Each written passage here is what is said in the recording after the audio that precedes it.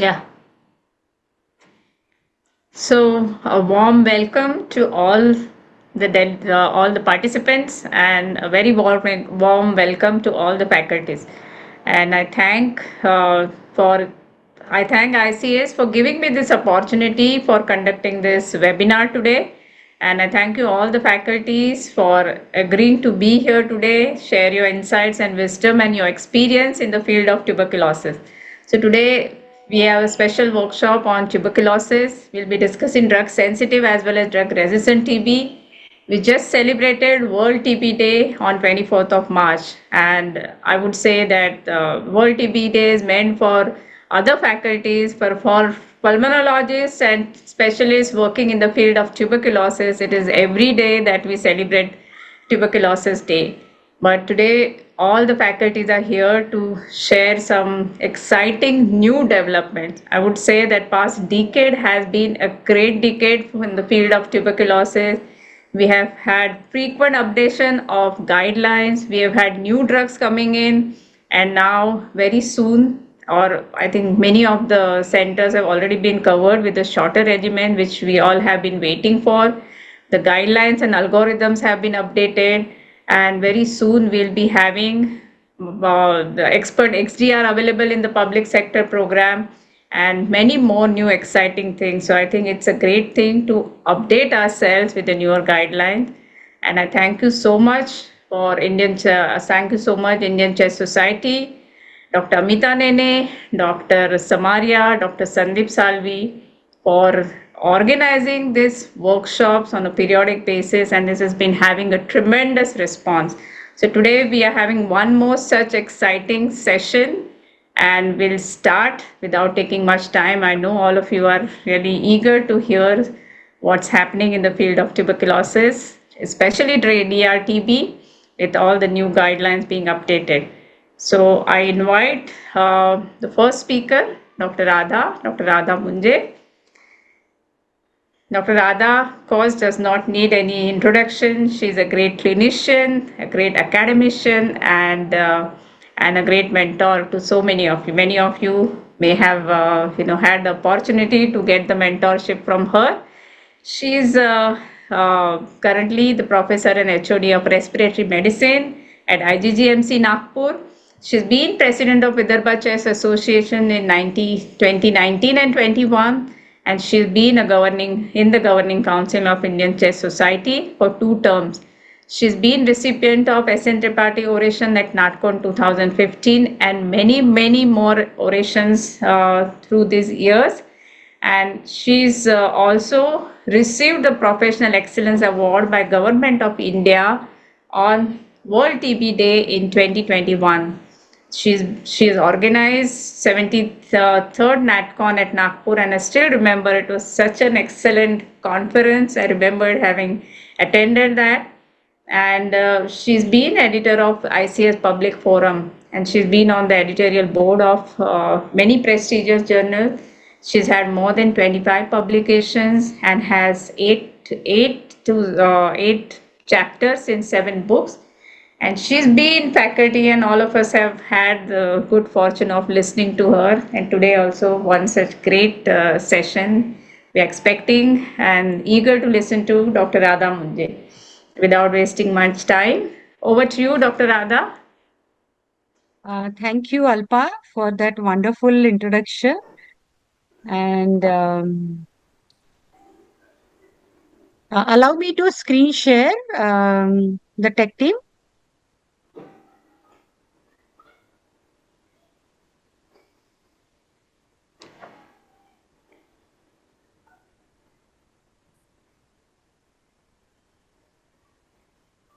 Okay, is my screen visible? Yes. Yes. Good evening, friends, and greetings on behalf of organizers and the Indian Chess Society. Mine is a short presentation, which is MDR-TB update, and many of the things which I would be talking about are being taken up in detail by the other faculties who would be making a presentation now.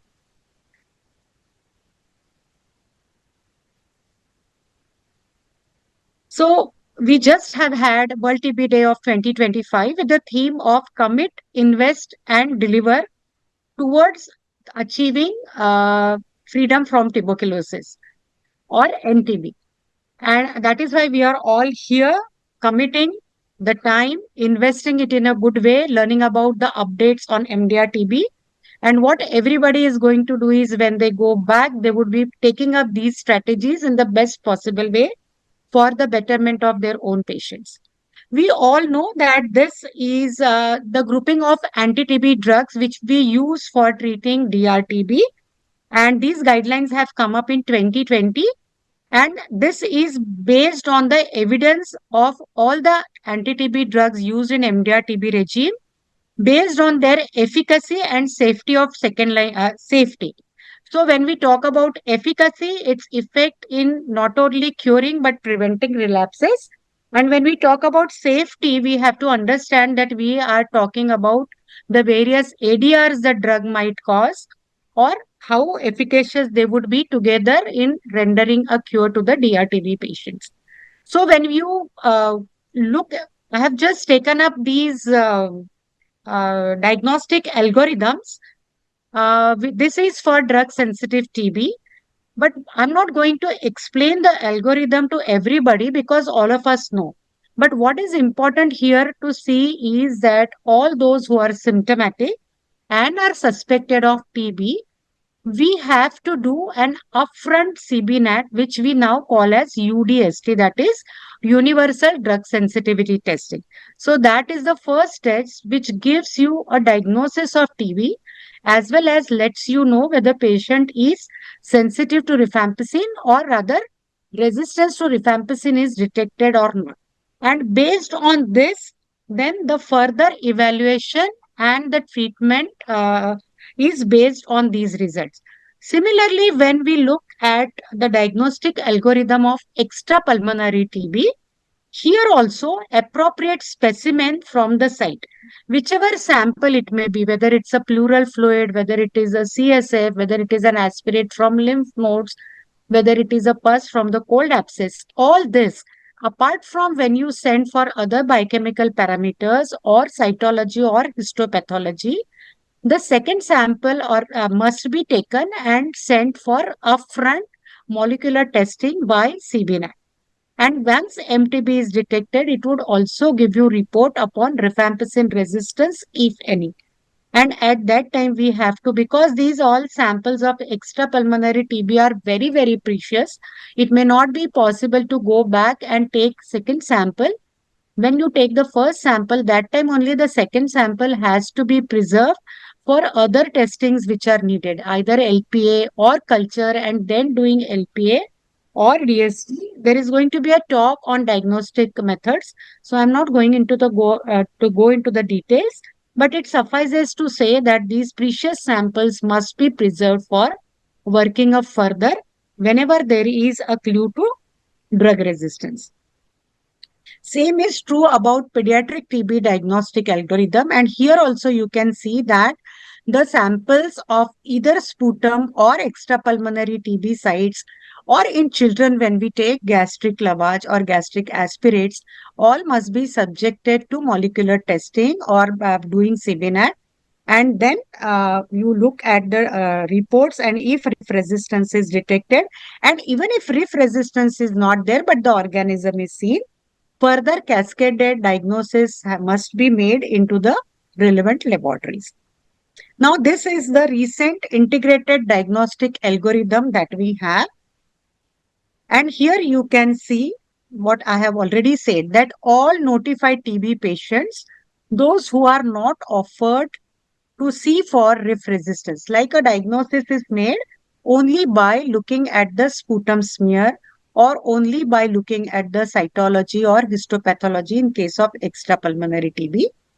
That sample, you have to collect 2 specimens and test for resistance to not only rifampicin but also rifampicin and INH by doing first line LPA and fluoroquinolones and other injectables by doing second line LPA. Now, whose samples would you be taking? All notified TB patients, all presumptive TB cases, that is those who are symptomatic and we are doing the first time workup, as well as all those who have taken treatment in the past and have either responded or even not responded. So non-responders to any regime, whether it is DSTB regime or DRTB regime, all non-responders must undergo molecular testing in the laboratory by line probe assay for first line and second line drugs. If you detect MTB positive and RIF resistance is detected, the recent thing which has come up and has modified this diagnostic algorithm is that as soon as RIF resistance is detected, you have to look for eligibility for BPAL-M regime and offer BPAL-M regime if we find that the person is eligible to take that regime. If the person is, I'm not talking about eligibility right now because it would be taken up ahead. If the person is not eligible for BPAL-M, then you have to assess whether a person is eligible for shorter oral regime. Now, this shorter oral regime has been there since 22. If so, then they get a shorter regime of 9 months treatment, which contains the 5 drugs of bedaquiline, levofloxacin, linezolid, clofazimine, ethambutol, and high dose of INH. If the person is not eligible for even this shorter oral regime or any other additional resistance is detected during treatment or when the treatment is initiated or soon after, then patient goes to modified longer oral regime and drug replacement to be done as per replacement table. So this is what is there, which is being done. However, when you do a molecular testing and MTBR resistance is not detected, the sample goes to the laboratory and LPA is done. And in first line LPA, if INH resistance is detected, the patient is offered 6 to 9 months of INH monoresistance treatment. And if additional resistance is detected, then it has to be modified as per guidelines. And if your patient is lucky enough not to have any of these resistance, of course, he gets the DSTB regime of 6 months of 2 months of INH rifampicin, pyrazinamide, and ethambutol, followed by 4 months of INH rifampicin, ethambutol. Here it is important to see that INH resistance is also ruled out whenever rifampicin resistance is not detected.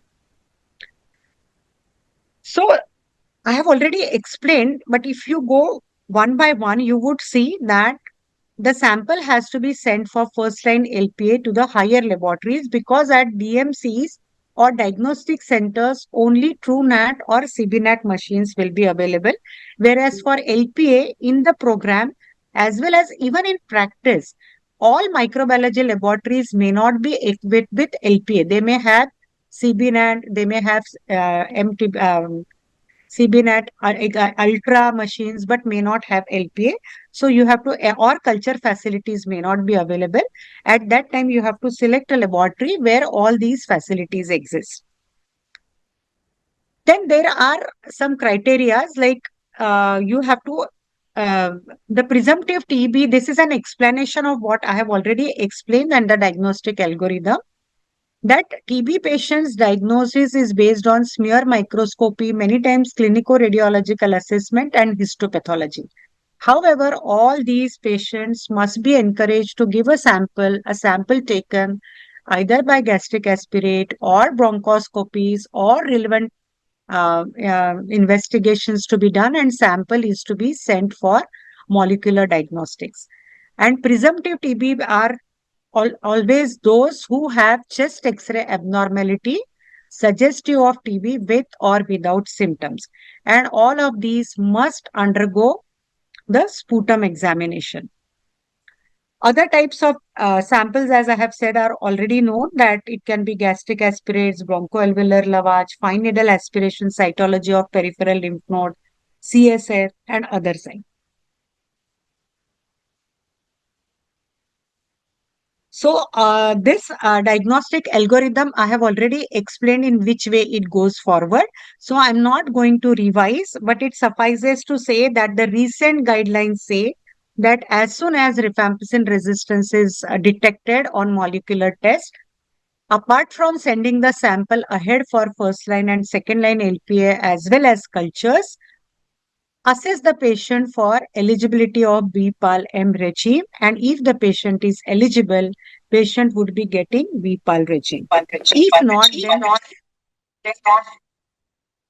I'm not audible. Okay. And if MTB resistance is not detected, then I have already explained about INH mono resistance regime and DSTB regimes. So what do we have in the guidelines are, we have 6 months shorter oral regime, which is BPAL-M. And this is what is the recent update that we have in programmatic management of drug-resistant TB. The 9th month shorter oral MDR or rifampicin-resistant TB regime remains, but it is for all those who cannot be included or given BPAL-M. And all those who cannot get, for when you apply the inclusion-exclusion criteria, and if they are not eligible for BPAL-M or shorter, then they go for longer oral MDR or XDR TB regime. Whenever this slide I have placed here, and I'm sure one of the faculties would again be showing this, but why I have kept it here is that it is for you to understand that as soon as your molecular diagnostic report comes as rifampicin resistance, it would be another few days by the time you get LPA reports. But you should not wait to get LPA reports, and you can start with the pre-treatment evaluation, which is needed for these MDR TB patients. At the same time, we have different pre-treatment evaluation for eligibility of BPAL-M also, and I'm sure Komal would be talking about it. In short, pre-treatment evaluation consists of CBC, blood sugar, blood urea and creatine, that is KFT, audiometry, only if an injectable is needed, but if patient is going for BPAL-M, audiometry is not needed. Liver function test, urine examination.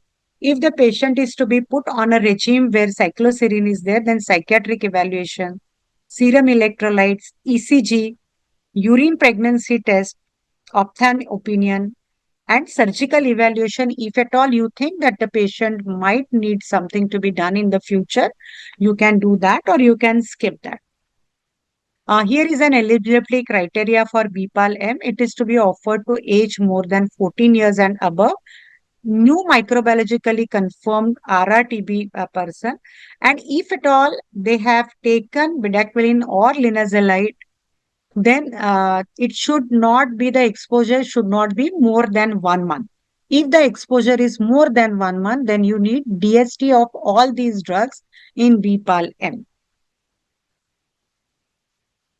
Then there are some exclusion criteria for BPAL, which I'm sure the other faculty who is making a presentation of BPAL-M would be doing that. So I'm not reading this, but we have to understand that even if we want to offer BPAL-M to our patients, there are stringent inclusion-exclusion criteria which must be followed, and then only you offer the regime which is available in PMDT. So this is in short about the update that we have for PMDT. I have ended my presentation, but this is a new beginning for the PMDT program in our country. And my talk is over. Thank you for patient listening. Thank you so much, Dr. Radha. That was an excellent talk and very concise and to the point, telling us about the new guidelines. And the very clear message is now first preference for DRTB patient would be the shorter regimen. And we must know the inclusion and exclusion criteria, and those who cannot be given BPAR regimen would either be given all oral longer regimen or shorter regimen. That was an excellent presentation, Dr. Radha. Thank you so much. Thank you, Alpa. And before we go ahead, can I take a pleasure of introducing our host and moderator for today, Dr. Alpa? Thank Dr. you. Alpa Dalal is a consultant pulmonologist with Jupiter Hospital. She has an experience of more than 30 years in treating DRTB patients. She is an expert in DRTB treatment and has been counted as national expert and is always there on the ECO platform whenever we deal with difficult to treat TB clinics. And Alpa is also associated with Shivri TB Hospital. And apart from whatever work she's doing as a pulmonologist and as TB expert and offering DRTB services, even in private sector, she offers her services in the public sector also. And she believes in holistic approach towards management of her patients, be they TB, be they DSTB or DRTB. And each of the patient who goes to her is super happy when they come out with a great confidence to continue treatment and get cured of TB. Alpa, I Thank you. think you should take ahead. Thank you so much, Dr. Radha, for that kind introduction. And And yes, now we she's a wonderful friend of mine, and I have been fortunate enough to interact on various platforms with Alpa. thank you so much. So now we go over to the next talk, and that's current TB diagnostic landscape. And the next speaker is Dr. Bharti Malhotra. So let me have the pleasure of introducing Dr. Bharti Malhotra. So Dr. Bharti Malhotra, she's a senior professor of microbiology and ex-additional principal SMS Medical College, Jaipur. She's ex-president of IAMM National and Rajasthan chapter, founder and vice president of IAM Rajasthan chapter. She's also been a nodal officer at DHR State Virus Research and Diagnostic Lab, ex-Dean Medicine Rajasthan University of Health Sciences and ex-professor and vice chancellor of ex-pro vice chancellor of Rajasthan University of Health Sciences and ex-treasurer IIM. So apart from that, her major achievements have been she was first to start the molecular diagnostic lab in the state, Maybe and you can just that's skip that. Let me try and share my screen. That's just for the presentation. So yes. just let me see how I can share my screen. So I think I won't waste much time, and then she's, as you can see, she's been, doing very pioneering work in the field of microbiology, and we are all eager to listen to you, madam. Over to you, Dr. Bharti. No, can you allow me the screen share? So this is I bring greetings from SMS Medical College, Jaipur, my alma mater, where I'm a senior professor in microbiology department. And the overview of my talk would be introduction, smear microscopy, midget culture, WHO endorsed TB diagnostics, low complexity NAT, automated and manual, the moderate complexity automated NAT, line probe assay, targeted next generation sequencing, and the performance characteristics and recommendations. So I'll be quick because the time has been reduced to 15 minutes. So we all know about the TB, and we have already heard Dr. Radha's talk, and I'll be skipping this introduction. We know very well about the TB and the DRTB burden also we very well know, and we know the importance of the TB diagnostics. Over the period of time, they have really transformed the diagnostics have transformed the how we are treating the TB, and we are now moving towards eliminating that. So, of course, though WHO doesn't really recommend smear microscopy, but in our country, we're still using the smear microscopy, the ZN staining, the rhodamine, and now we are also doing the fluorescent diacetate for detecting live bacteria at an early stage and monitoring the ATT response. There is automation in staining, and AI is also being used to do the interpretation. So we did a study on FDA versus LJ, and we found that the sensitivity was 80% for FDA versus LJ, and specificity was 85%. So it seems to be a good tool on the site in periphery where you can at least have an idea whether the AFB you are seeing are viable or not, and particularly useful for the follow-up of the patient. So the WHO endorsed TB diagnostics. We have low complexity automated NAT for detection of TB, like Expert RIF and Expert Ultra, and the TrueNet MolBio. And then we also have the low complexity manual net for TB, TB lamp by the Icon company. And then we have moderately complex automated NAT for detection of TB and RIF resistance and INH. That is Abbott real-time MTB and Abbott real-time MTB RIF INH. Then BD has also come out with the platform which is MBD Max MDR-TB. It can detect INH and rifampicin. There is COBAS, which is detects MTB as well as MTB and RIF and INH. And there is fluorotype MTB-DR, fluorotype MTB that can detect both MDR as well as MTB. And this is, if you can see, this is the Roche COBAS 8800, which we have in our lab. And at the COVID time, we could do 4,000 tests a day. So it has a massive capability of a large throughput. Then BD Max has a good capability, can be placed in periphery, and can do INH as well as rifampicin.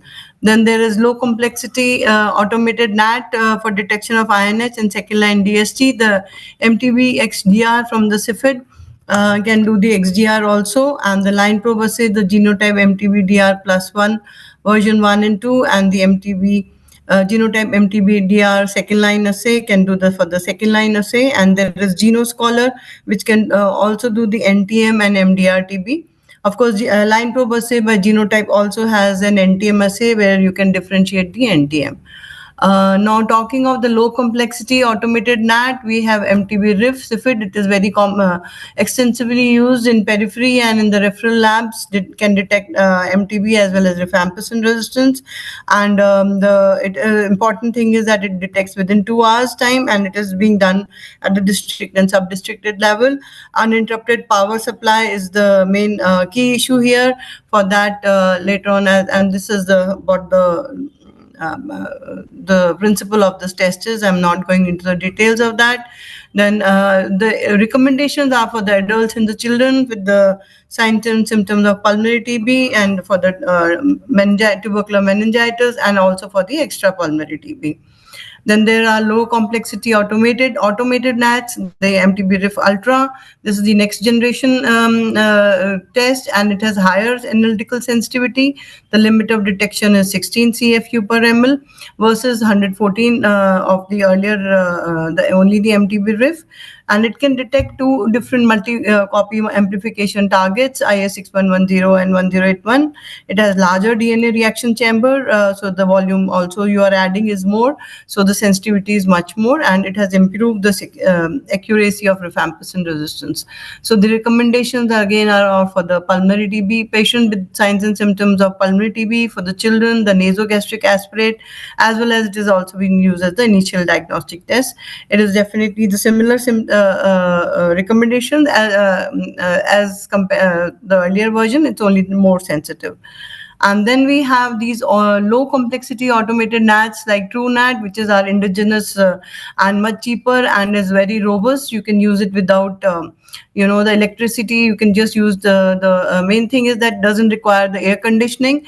For CIFID, like if the room temperature is not okay, that there are errors in that system.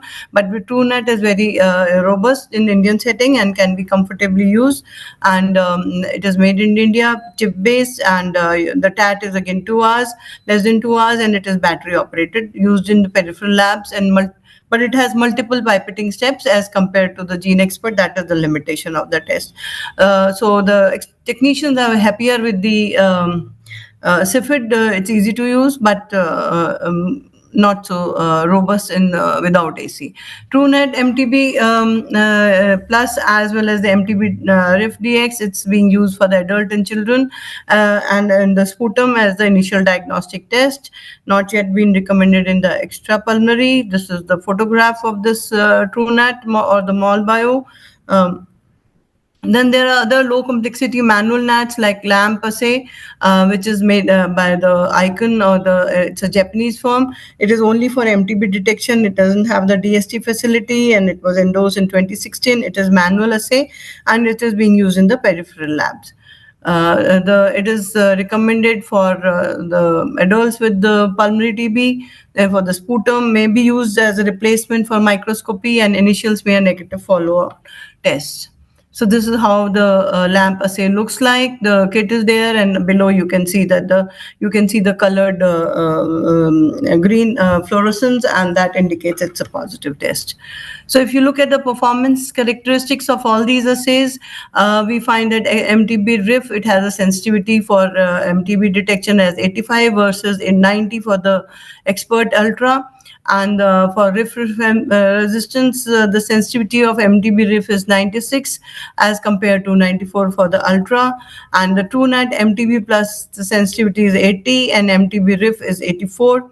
And LAMP assay is 878. So, but the important thing is that you can use the TrueNAT in the peripheral labs. The LAMP assays are also being used in the peripheral labs. All the TAT is for all these assays is less than 2 hours. So that is the beauty of it. So WHO, of course, recommends to replace the smear microscopy with all these tests, but we are still in the process of doing both the tests. So there are moderate complexity automated NATs in the high burden Isonex rifampicin resistant and for the rifampicin sensitive TB, which mostly goes undiagnosed if you're not looking at the Isonex resistance initially, because the gene expert and the TrueNAT, they are not doing the Isonex resistance.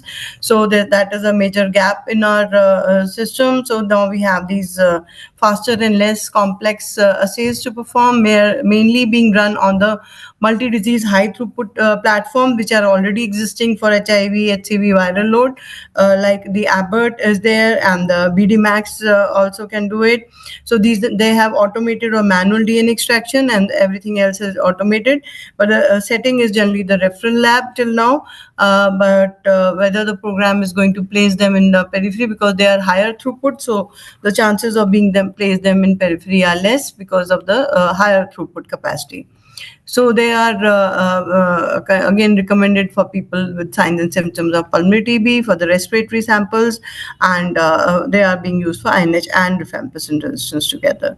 So this is how the Abbott looks like. This is how the fluorotype MTBDR system looks like, and then this is we also have the CIFID, which does the low complexity, which is the XDR assay, that also is categorized as low complexity automated NAT, because it is the MTB RIF doesn't do INH, but this MTB XDR does the INH as well as the second line anti-TB drugs. Though it's not come into the program yet, but CIFID is marketing it, and it can detect mutations to Isonex, fluoroquinolone, ethionamide, and second line injectable drugs like amikacin, kanamycin, and captomycin. It has 10 color technology, so the older platforms cannot detect these, run this assay. You need the later version of the Gene Expert platform, which has 10 color technology, and then the assay needs to be updated quickly, because now with the introduction of bedaquiline, linezolid, this assay cannot detect these drugs, so that needs to be updated. So the low complexity NAT detection, it is being recommended again in pulmonary TB, sputum samples, and where we have the initial resistance to Isonex and fluoroquinolones.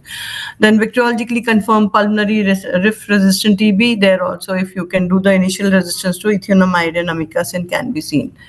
And then there are line probe assays. These are very commonly used in the referral lab setting, and we have a solid network for that. They are reverse hybridization DNA technology based. They can detect MTB and the drug resistance profile, and there is a binding pattern which I'll show you the picture of, where you can look at the pattern and do the interpretation of the drug resistance. So that has steps of DNA extraction, multiplex PCR amplification, and reverse hybridization and visualization of the bands. So this is the principle of the test. I'm not going in details. So there are first line and second line assays. First line assays for the rifampicin, there are RPO genes and high level Isonex and low level Isonex resistance by CATG and INHA promoter genes probes. And the second line probe assay for fluoroquinolones, it has Gyrase A and Gyrase B probe, and for second line injectables it has RRS and EIS probe. And by looking at the combination of these, you can do the interpretation of the resistance. This is how the INH MTBDR plus probe These are the probes which are on the MTBDR plus line probe assay. For that is the first line, and this is the second line probe assay mutations in the probes. So which is routinely used in our labs and all the culture DST and the IRLs of the NTEP. So they are recommended for smear positive or the culture isolate, and they can first line can detect INH and rifampicin. So this is used as the initial test. Generally, we do the gene expert, and then we are doing the line probe assay. Once that is coming positive, and then second line assay are used if there is MDR. Only in the cases of confirmed MDR, we are doing the second line probe assay, and the sample has to be either smear positive or the culture isolate, and you can detect the resistance to quinolones and second line injectable test. Then if you look at the performance characteristics, the line probe assay, the sensitivity for rifampicin is 98%, and for INH it is 84%, and for the second line injectables it is 86% for fluoroquinolones and 87% for second line injectable drugs. How we are doing each test, I'm not going through the diagnostic algorithm because Dr. Radha has already dealt with it, and others are also going to deal with this. I'm just sticking to my topic. So now we have this, a lot of buzz is there about the targeted next generation sequencing. Dr. Siva is doing a whole lot of gene sequencing. Of course, there we have two types, the whole genome sequencing as well as the targeted next generation sequencing. I'm only talking of the targeted next generation sequencing because this is cheaper and quicker to perform and easier to do, and you can do it on the sputum sample itself. You can do, it is amplification of selected genes followed by NGS. It detects resistance to many drugs with a single test. The entire gene is, you can see the specific mutations which are associated with resistance, and it can also look at the resistance to new and repurposed drugs. It has great potential for comprehensive resistance detection, but it is expensive and you need the knowledge of the targets. And this is how the flow is, that DNA extraction is done from sample, do the multiplex PCR, the deep sequencing is done, and you look at the analysis done by the clause-based analysis, and then visualization and reporting is done. So we have Deeplex micro-TB kit, which has a large panel of drugs. The Iron Torrent platform also has a kit, but the panel of drug-resistant genes is very limited. So that is not being recommended, not being used routinely. And the whole genome sequences, sequencing requires a culture isolate and takes longer time to do it. And then first you have to culture, and then again it's a cumbersome process. So it is the targeted sequencing which is being routinely used. So it is for the bacteriologically confirmed pulmonary TB disease cases, and it can detect rifampicin, Isonex, pyrazinamide, ethambutol, fluoroquinolone, bedaquiline, linezolid, clofazimine, amikacin, and streptomycin drugs. It can detect resistance to these, and so it is being used currently. And Dr. Siva may be telling you more about it. He's been doing for the whole of the country, and he has a good database, especially the Indian database is there with on their website, and you can see what mutations are common. So another thing which I'm going to touch about is latent TB, because that is now again the program is looking at detecting the latent TB, and then active screening is being done. So we have tuberculin skin test. I'll just briefly cover this, and interferon gamma release assay. And in interferon gamma release assay, we have quantiferon TB gold in tube test, that is QFT, and then we have spot TB test, which or the T spot, and you are looking at the cells producing the interferon gamma.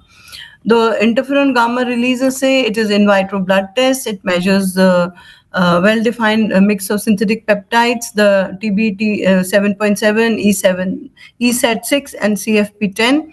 We have two types of assays, quantiferon TB gold and the spot TB test, and there's another quantiferon gold plus. In this new test, you can do both CD4 as well as CD8 responses can be seen. And then there is another Psi-TB test, which is specific for antigen first. It's a skin test, and it is being made by Staten Serum Institute. Now they have given the Serum Institute of India the rights to make it, and then it has the ESAT6 and the CFP10 antigen in it, and it is a skin test. It's being tried in the children with TB.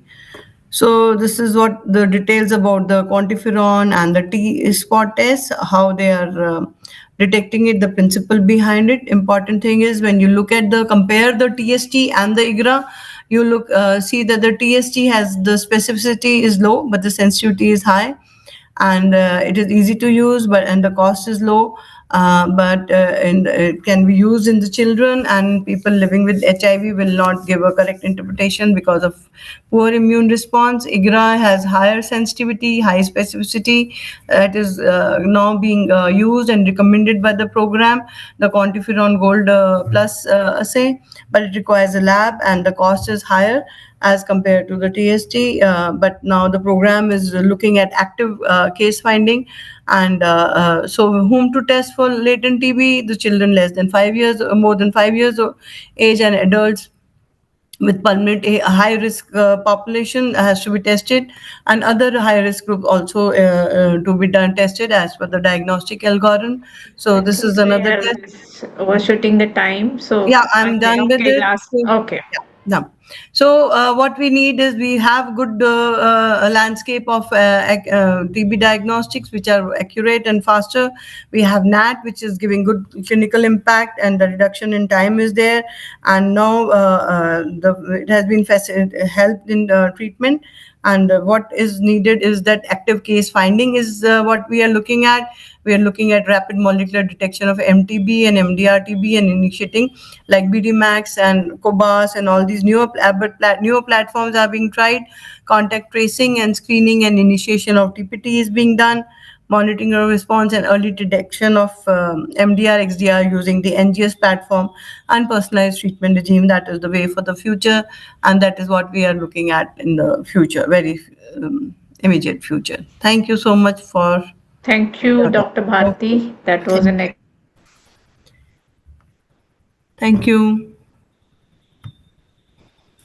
thank you so much. That was an excellent talk, very comprehensive. I wish we had more time, No, so you could that's have covered okay. it more elaborately, but that was excellent. So I Thank think now we you. go to the next talk, and that is BPAL regimen and role of Bidacquil in DST. And our speaker is Dr. S. Shiva Kumar.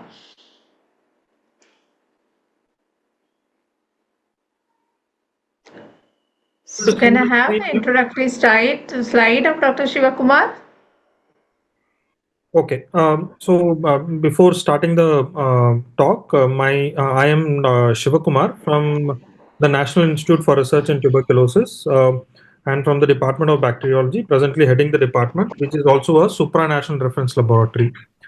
I'm also a WHO technical advisory group member in laboratory diagnosis of tuberculosis. Apart from that, the lab is a WHO pre-qualification laboratory. I'm also heading that. So, not going further on it, the topic given to me was BPAL regimen and role of BDQ, DST. So, I'll be mostly concentrating on the data on BPAL regimen and the role of BDQ DST, how it is done, and what are the newer methods which are available for DST of bedaquiline and other drugs which are part of BPAL regimen. So the whole regimen started with the NICS TB trial, which had the BPAL, not the MOXIE part of it, which gave yes. Are you having slides, Dr. Shiva Kumar? Sorry. Your slides are not seen. Oh, sorry. Okay, it was not shared. I don't know why. Okay.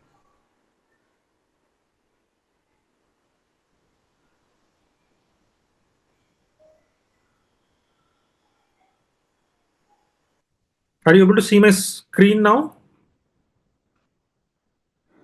Yes, we are able to see the screen now. Yeah. So I'll just start from this slide. So the whole BPAL regimen started with the NICS TB trial, which gave a 92% favorable outcome at 6 months post treatment, with the combination of bedaquiline, pretendamide, and linezolid, or linezolid at a concentration of 1,200 milligram. Though it had some side effects, but then WHO recommended BPAL with 1,200 milligram of linezolid for MDR-TB in 2020. But then since linezolid at 1,200 milligram was little causing peripheral neuropathy and myelosuppression as well, in the Zenic TB trial, the concentration of BPAL was reduced from 1,200 milligram to 600 milligram for 26 weeks, and at the end of 78 weeks, sorry, for the 26 weeks and the 78 of post-treatment follow-up showed a reduced what you call adverse events. But then in the BEAT study and the study which was conducted by NIRT, that is modified BPAL, which included even 300 milligrams, showed equivalent outcome to the normal BPAL regimen. So that could also be used. So, but then that was not included in the present regimen. The present regimen has these drugs, which are the all oral BPAL M regimen, which consists of bedaquiline, which is a diaryl quinolone antimicrobial that targets TB bacteria by inhibiting ATP synthase. Pretendamide, which was recently approved by FDA, nitroimidazole, a drug that it disrupts TB bacterial cell wall by inhibiting the synthesis of mycolic acid. So one is ATP synthase inhibitor, one is mycolic acid synthesis inhibitor, which doesn't allow the formation of proper cell wall so that bacteria is not live. Then linezolid, which has been used previously for a lot of other infections, which is a oxazolidone. It inhibits the protein synthesis and have a dose dependent toxicity as well, so which we have seen. So as you reduce the dose, it can be ripe well for any infectious diseases, especially for tuberculosis. So apart from that, moxi is added, moxifloxacin, which is a fluoroquinolone that enhances bacterial activity by inhibiting DNA gyrase, and it also prevents bacterial cell DNA and RNA synthesis. So I mean, what is the load of people who require this regimen? So if you look at India TB report, in 2023, DSTB was around 24 lakhs and DRTB was around 86,000. Out of that, MDR TB or RR TB who are eligible for BPAL regimen could be around 63,000 people. So that's the load of a burden of MDR TB, which have to be treated with BPAL regimen, and a longer regimen is not showing that much of a good outcome.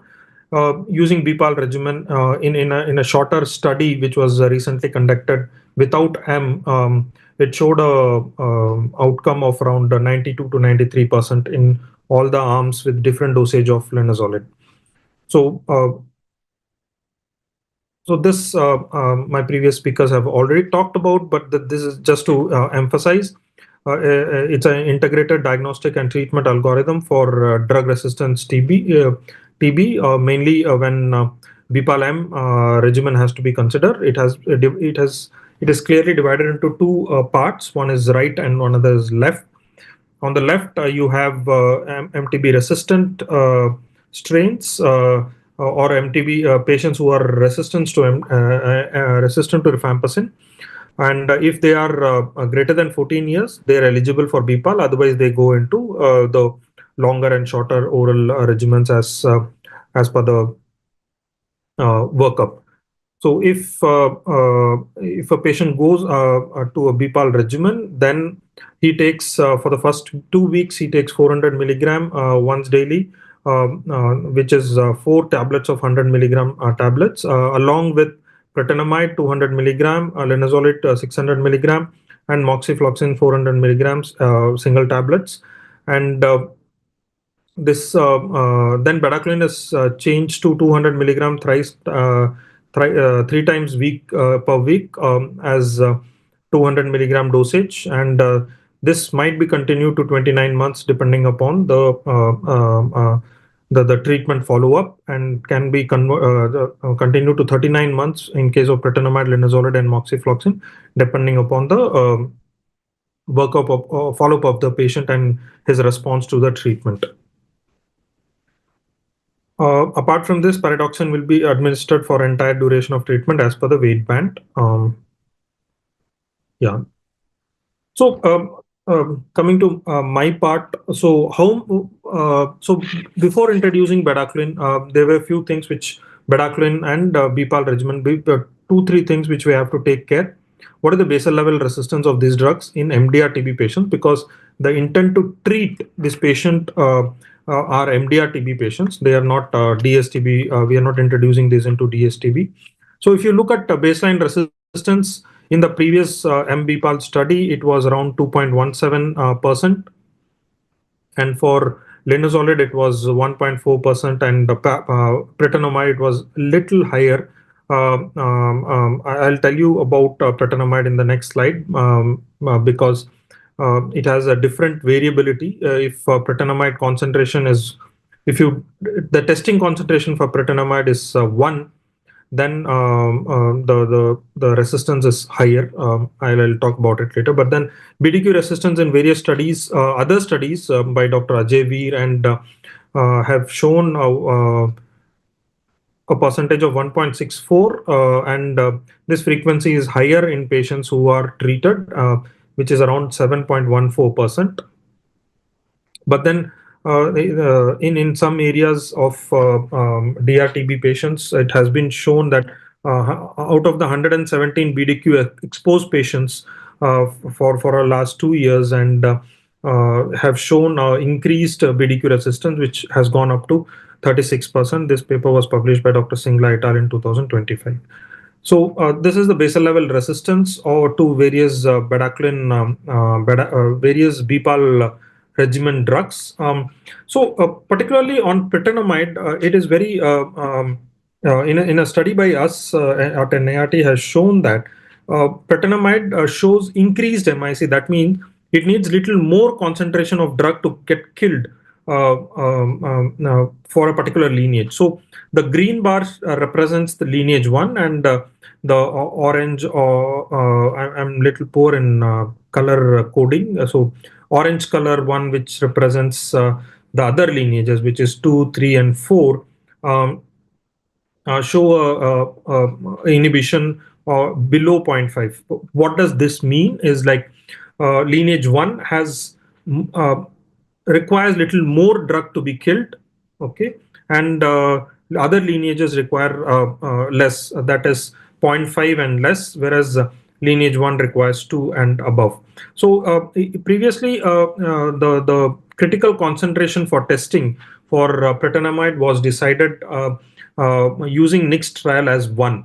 So if you keep 1 as MIC for or critical concentration for the drug, there are high chances that all these 38 strains which are here, I hope you are able to see my pointer, and these 3 strains all are labeled as resistant. So with this data and other data which is available world over, WHO has changed the critical concentration of pretendamide to two concentration. One is at 0.5 and 2, so that you can cover the whole thing. So this increase, you might be asking me why this increase is maybe due to intrinsic resistance, but actually we didn't find any specific mutations which leads to resistance to these drugs. That's why there are 2 concentration, and a few studies on treatment outcome also have not shown very great difference between these 2 lineages, although the numbers were very less. India has a good proportion of lineage 1.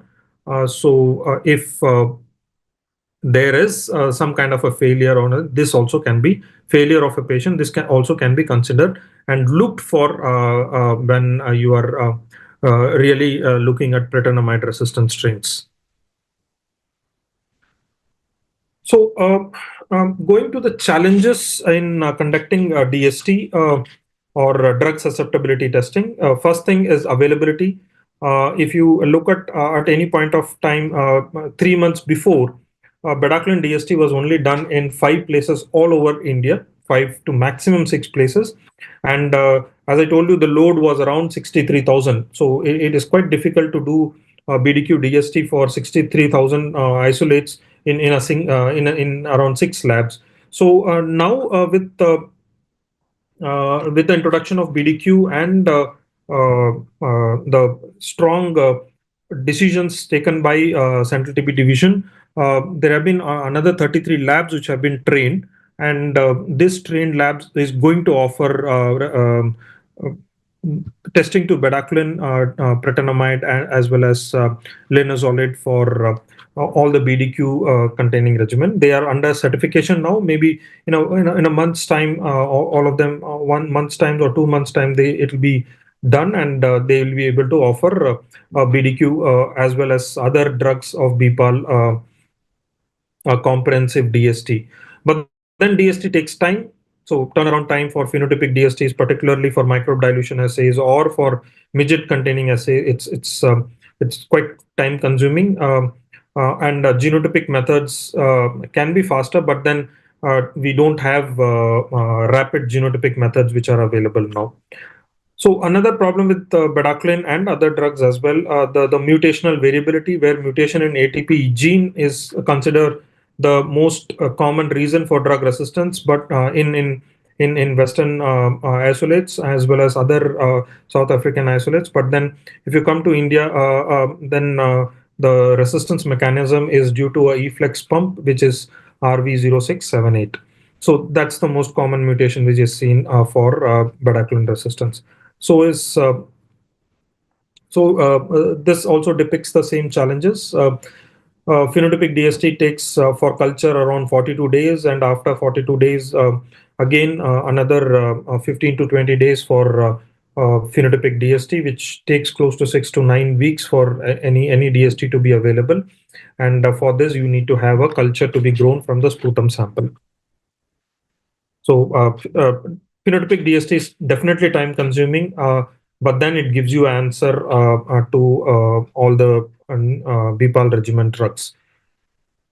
The second thing which can be used is whole genome sequencing. So before going to whole genome sequencing, I just want to break a myth that next generation sequencing is a technology by which you can parallelly sequence a lot of full genome of a bacteria or full genome of a human in a very good sensitivity and specificity in terms of that is the NGS creates multiple copies of a particular genome, so that when you call a mutation, that mutation is called at a very good accuracy level. So that's next generation sequencing. Through next generation sequencing, we can perform whole genome sequencing. That is, you take the whole genome of mycobacteria and sequence it, and you get a genome of mycobacteria, and with multiple copies of genome of mycobacteria. So that is whole genome sequencing, wherein the whole gene of a mycobacteria is presented there. So Kumar, we have about 3 minutes more. We have to complete. Yeah, I'll be able to complete. So, okay. That's whole genome sequencing. And so targeted sequencing. Now, if you are looking for drug resistance, whole genome is helpful, really helpful to detect newer mutations. But then if you know the targets, you can do targeted next generation sequencing, which is another method of next generation sequencing, wherein you can directly do it in sputum sample. Now, so this is about next generation sequencing, and I have told you WGS is generally performed on strains grown in culture, and they relatively require good quality of DNA, and attempts to directly do it on sputum has not given good results. So, okay, so what is the answer? Answer is targeted next generation sequencing, wherein you can do sequencing using even a DNA which is extracted from TrueNat, and this can give you results within 24 to 48 hours. And this can be directly done on sputum sample or any other extrapulmonary samples with higher load of bacteria. This can give you more than 15. Now we have designed till 18 drugs. It gives you lineage, it gives you polytyping, and it gives you mixed infection if there is NTM infection, or it also speciates NTM into different species, close to 120 species. So what is required for accurate calling is the mutational catalog, that is mutation which leads to resistance, not the ones you don't take into account the other mutations which doesn't lead to resistance. So that kind of a mutation with resistance has been cataloged, and that catalog has been developed by WHO, as well as Indian catalogs have been developed, and this is getting trained now as a master to get a proper results from TNGS and whole genome sequencing. So this is one of the study which is published for targeted next generation sequencing. You can see that most of the drugs show above 85%, except for clofazimine, linezolid, and bedaquiline.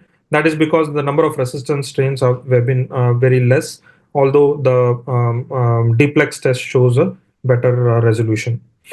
So the whole idea is to introduce this TNGS for the management of BPAL regimen.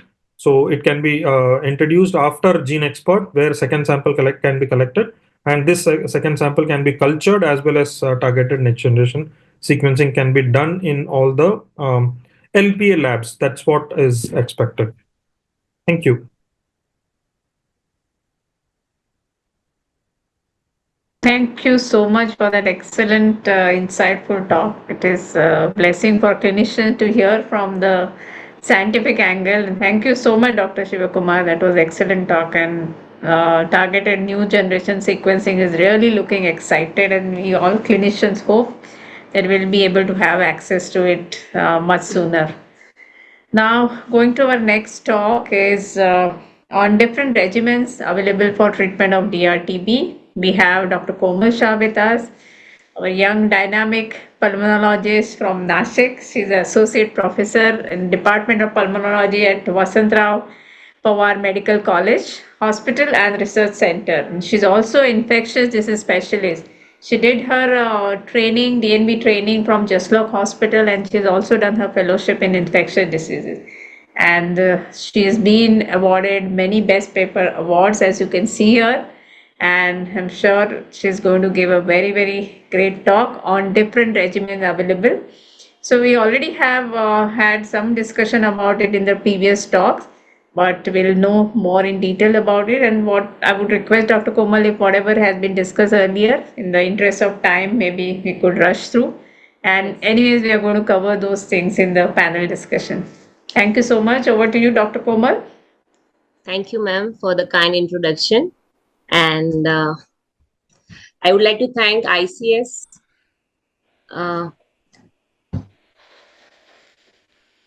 This is visible, right? Yes, it's visible. Is it? Yeah, one second.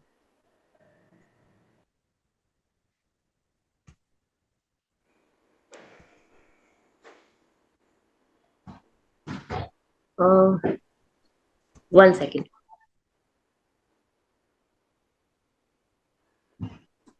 Yeah, I know that, but there is some issue here.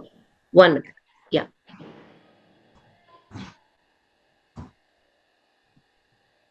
Yeah. Can you see it now? Yeah, 1 second.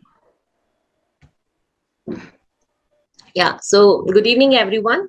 And first of all, I'd like to, it's not moving. The slides are moving. So I'm not able to move the slides. Have you put it in the presentation mode? Yeah. Yeah, now it good. Yeah. Okay. So first of all, I would like to thank ICS for giving me this opportunity, and we've had a wonderful series of lectures before this. So in the interest of time, as Alpa ma'am said, I'd be brushing through some talks which have already been covered, but we'll discuss in detail about BPAL, shorter, longer, and other H monopoly regimes. So I'd like to start by saying that to me, TB is like worst girlfriend ever. It will never leave you, and you cannot even choose which regime to start. My slides are seen, right? Yeah. So Types of drug-resistant tuberculosis are, we all know about it. I'll go quickly about this. Isoniazid resistance, rifampicin resistance, MDR, pre-XDR, and XDR. So only if there is only isoniazid resistance, it will be H mono or polydrug resistance. If it is only rifampicin resistance, it will be RR, rifampicin resistance. If it is rifampicin plus isoniazid resistance, whereas other drugs are sensitive, it will be MDR. If it is rifampicin isoniazid plus any of the fluoroquinolones, it will be pre-XDR. And if it is rifampicin isoniazid, any of the fluoroquinolones plus either of the bedaquiline or linezolid or both, then it will be XDR tuberculosis. So these definitions we must know so that we can treat them further better. So now the second line TB drugs are divided into 3 groups. First is group A, that is LLB. I remember it like that: levofloxacin, linezolid, and bedaquiline. Group B is clofazimine and cycloserine. And group C is ethambutol, delamanid, 1C.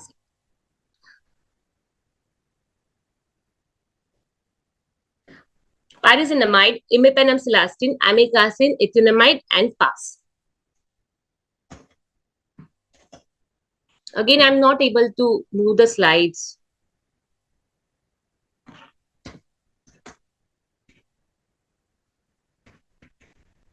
Okay. So when we look at the options for treating this DRTB, we have basically 4 options. First is 6 to 9 months of BPAL, shorter oral regime. Second is shorter oral, that is 9 to 11 months of MDR RRTB regime. Third is longer oral, that is 18 to 20 months. And the fourth one is H monopoly DRTB regime, which is for 6 to 9 months. So this flow chart has been discussed many times, but what important thing is we are going to discuss about BPAL-M, shorter and longer. So what should be our preference when we are starting to treat the DRTB patient? So if the patient is eligible for BPAL-M, that will be our first priority. So if the patient is eligible for BPAL-M, we'll start the patient on that. If he is not eligible, then we'll start on shorter oral. And if he is not fitting in both the above criteria, it will be longer oral M or XDR regime. That must be clear. So now, sir has already covered this, that BPAL regime consists of bedaquiline, fetonamide, linezolid, and moxifloxacin. You can see how much pill burden is decreased in this slide. We can see that longer will be more than 14,000 pills in 18 months, whereas in 6 months, BPAL will be only less than 750 pills. So what are the inclusion criteria? So this is very important to remember. First is the patient must be more than 14 years and above. So if the patient is more than 14 years and above and new microbiologically confirmed MDR or RRTB. Now here we should also remember that if the patient is probable MDR-TB, that is if the patient is H mono or polydrug resistant TB in the failing regime, we can call it as probable MDR and they too can get the benefit of BPAL regime. Second, history of drug exposure, that is it should be less than 1 month intake of all the 3 prime drugs, that is bedaquiline, linezolid, and fetonamide in the past, or if the patient has received these drugs for more than a month but it is documented sensitivity of these drugs, or if the patient has even received shorter or longer regime in the past and not failed that, and again shows the sensitivity of all these bedaquiline, linezolid, and fetonamide, patient can still fit into the criteria of BPAL. The QT interval in ECG should be less than 450 in males and 470 in females. The patient should not be pregnant. If pregnant, the duration should be less than 20 or 24 weeks and should be willing to do MTP. Patient should not be lactating, or if lactating, should be using non-formula feeds. So these are the inclusion criteria. Now, where we cannot give, that is exclusion criteria. If patient is less than 14 years of age, if there is documented resistance to bedaquiline, linezolid, and fetonamide, if the liver functions are more than 3 times, that is enzymes and bilirubin both, more than 3 times of upper limit of normal, if there is severe form of extrapulmonary tuberculosis like CNS TB, spinal, skeletal, or disseminated TB, and patient has cardiac conduction abnormality, then this patient excludes the criteria for starting BPAL-M regime. So if we go picturically, if the patient is more than 14 years of age, not have taken more than 1 month of the all three medicines, or it is sensitive, if the QT interval is less than 450 in male and 470 in females, if the liver enzymes are not more than 3 times of normal range, upper limit of normal, patient should not be breastfeeding and should be using formula feeds, should not be pregnant, or if pregnant, less than 20 to 24 weeks of gestation and should be ready for MTP, and no severe form of extrapulmonary or no disseminated TB. So these are the inclusion and exclusion criteria for BPAL. Now, what are the doses? So 200, 400, 600, very easy to remember. Bedaquiline, initially 1 to 2 weeks we are giving, initially 2 weeks we are giving 400 milligram once daily, and then week 3 onwards it will be 200 milligrams 3 times a week. Petronomide is 200 milligram daily, linezolid is 600 milligram daily, and moxifloxacin is 400 milligram daily. Now, there are no weight bands for this regimen, and all the patients of above 14 years will be given same dose. Pyridoxine should be added to prevent peripheral neuropathy. Now, important points to remember that if the patient can't tolerate linezolid for 600 milligram because of severe any side effects or grade 3 neuropathy, then for at least for 9 weeks, then regimen is declared to be failed. Patient must tolerate linezolid of 600 milligram for first 9 weeks. Then the dose reduction of linezolid to 300 milligram can be considered after 9 weeks. But then the total regimen, all 3 drugs will be extended up to 39 weeks. Moxifloxacin is a part of BPAL-M regime for full course, irrespective of resistant pattern to fluoroquinolone, even at baseline or during the full course of regimen. Since bedaquiline and linezolid regimen resistance level are low in India, it is recommended that initially, if the patient is eligible for BPAL, even in absence of drug sensitivity, we can start the BPAL-M regime in them.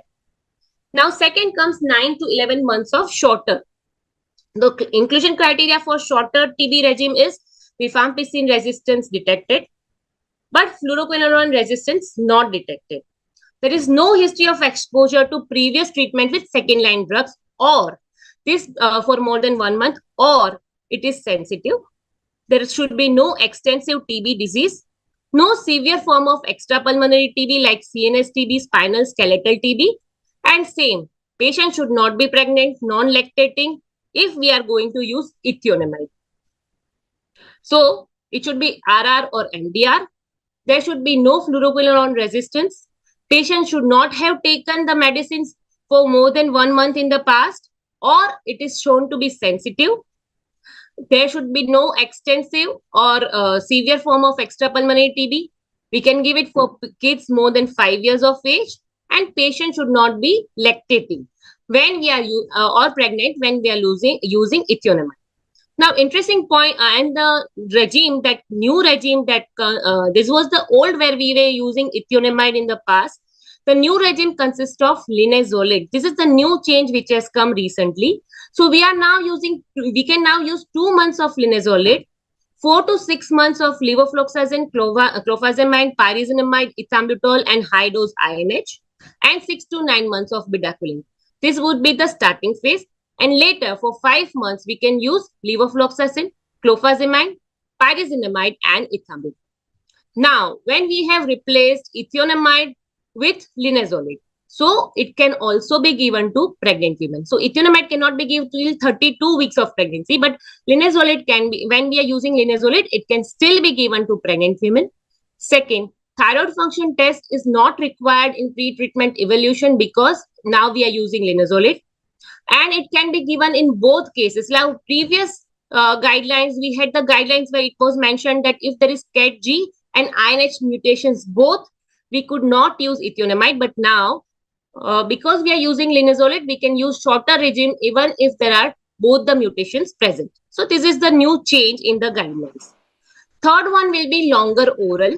So it consists of bedaquiline for 6 to 9 months, levofloxacin, linezolid, clofazimide, and cycloserine for 18 to 20 months. Dr. Komal, we have about 2-3 minutes. Yes, ma'am, I'm almost done. This is Okay. like third regime. So on Okay. patients who are not able to receive BPAL or shorter, in whom we will be starting longer. And we must remember that for XDR-TB patients, the duration of longer will be 20 months. So how do we select? We have to give all three group A drugs, that is levoflox, linezolid, and bedaquiline. At least one drug from group B, that is cycloserine or clofazimine. So that should consist of 5 drugs. Uh, and when bedaquiline is stopped, we can continue using 3 drugs. So if only one or two group A agents are used, both group B agents must be included. Finally, the last one, that is 6 to 9 months of H monopoly drug resistant regime. So here we are replacing isoniazid with levofloxacin. There are no separate IP or CP, and it can be extended up to 9 months in selected cases. So this is a little in detail. Now, failing H mono and poly DRTB regime can be labeled as probable MDR case. And here we must again check if the patient is eligible for BPAL, we'll give that first. If not eligible, we'll look if the patient can be given shorter oral. And if not both of them, then we'll take him, consider him as longer oral. So what we learned today is about BPAL regime, the inclusion criteria, exclusion criteria, the shorter oral, the longer oral, and H monopoly regime. Still confusing? Then we have the great guidelines that were published in November 2024 by National TB Elimination Program. And if you have any doubts, you can mail me on this email ID. Thank you. That was an amazing talk, Komal, and amazing presentation. We really need to learn from you youngsters how to present it so interestingly. Very well presented. So I think Thank you. we have learned lot of things now about the newer diagnostic, about the newer guidelines, what has been updation of the guidelines, the updated guidelines of November 2024, what has been the evidence we heard from Dr. Shiva Kumar. And so now, how do we actually apply these guidelines or this understanding knowledge in our clinical practice? Because when the patient is there in front of you and we have to apply this guideline, that's where the real challenges come. So I think we start with the panel discussion. We have very exciting panel discussion, and our panelists for today's session are Dr. Kinjal Modi. He's MD pulmonology and he's also done his DNB. He's a consulting pulmonary physician. Not only he works in his private practice, but he is also as a private public partnership. He's also taking care of DRTB center at Malad. He's also attached to PD Hinduja Hospital, Khar, and he, as you can see here, he's achieved a lot of research papers and a lot of awards. And recently, I think he's completed his LLB and recently been awarded the LLB degree. So I think Dr. Kinjal Modi. The next panelist is Dr. Gyanshankar Mishra. He's an associate professor on respiratory medicine at Indira Gandhi Government Medical College, Nagpur, with 15 years of experience, and is also fellow of National College of Chest Physician. And he's also had a number of publications to his credit and book chapters. So welcome, Dr. Gyaneshwar, and thank you for accepting our invitation, Dr. Kinjal and Dr. Gyaneshwar both. And our third panelist is Dr. Narayan Pradeep. He is graduated from AI Amin Medical College, Bijapur, Karnataka. He's worked as registered in CMC Vellore. He's also member and scientific committee of 4th National Seminar based on integrated medicine. He's also secretary of Mangalore Chess Association, and he's presently a secretary of Kasargod Chess Society. He has got 12 peer-reviewed in publication in Index Journal, and he's now taking care of District DRTB Center as a junior consultant in respiratory medicine, working with the government of Kerala. So welcome, Dr. Narayan Pradeep. I welcome all the panelists, and think let us start with our panel discussion. So I think if we can highlight the panelists and as they answer, I'll start with Dr. I will start with Dr. Gyanshankar. So, Dr. Gyan, we heard the talks today about the new regimens available, the diagnostic algorithm, and all that. But actually, in your TB, in your practice, when the patient comes in front of you, how do you apply the checklist to actually decide which regimen you are going to give it to the patient? Thank you, madam, for the question. Basically, as of now, BPAL-M regime is yet to be rolled out in Nagpur.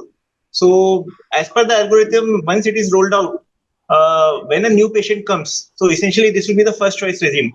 So, if we have a new patient, more than 14 years of age, non-pregnant, then this should be the first choice. The patient should not have any liver or kidney abnormalities. Again, if the patient is not eligible for this regime, then the next choice will be the shorter regime. So let's say if we have a patient who is pregnant or lactating, so there the first choice regime will be a new shorter regime. Niacinamide is not there. And again, one important point is the severity of the disease. Currently, the BPAL-M regime can be given to severe pulmonary diseases, but not to severe extrapulmonary diseases. However, the shorter regime, the new shorter regime, they are both severe pulmonary and extrapulmonary. Both of them are contraindications. And if the patient is not eligible for any of these regimes, then we fall back to the conventional all or longer BDQ-based regime. But in practice, one of the drawbacks of the shorter regime is that we require LPA. And the LPA turnaround time in field, it is quite high. So I personally practice that if I do not have an LPA, I will not go for the shorter regime. Instead, I will shift the patient to all or a longer regime. Thank you. Excellent. I agree with you, Dr. Gyanshankar there, because even in Mumbai, we see that patients, we have very high incidence of FQ resistance, almost to the tune of 60 to 65%. And still at field level, there is a challenge of having a LPA test available when the patient presents to us in the OPD for the first time. So I would say very few percentage of our patient actually get started on the shorter regimen. But now with BPAL regimen being rolled out, I think definitely a first preference is going to be BPAL, and especially because it's allowed in extensive pulmonary disease. Though I have my own apprehensions about using it in extensive pulmonary diseases, but all the data says that it is showing, and even our own data, Indian data is also showing that there are good results, good conversion rate, and lower relapse rate in patients with extensive pulmonary disease. So I think the choice is going to be more between BPAL-M and all oral longer regimen, taking into consideration all the factors. I think the next question also I'll ask to Dr. Gyan, because probably he has some assignments and he might have to leave early. So what are the most challenging ADRs, adverse drug reaction, you see in DRTB patients in your practice, and how do you address them? Right. So for this, we had recently done one this ambispection study. In that, we found that the top three areas where the number one was clofazimine associated skin discoloration. Number two was linezolid as associated this peripheral neuropathy. Number three was surprisingly arthralgia associated with FQs. So all of them have their own challenges. Like this clofa associated skin discoloration, it does not have any pharmacological cure established in our allopathy. So the only choice is good counseling at the start of the treatment, and you need reassurance because this is just a purely cosmetic ADR. But this can be challenging, especially psychological trauma can be there to young unmarried females. Number two is linezolid associated peripheral neuropathy.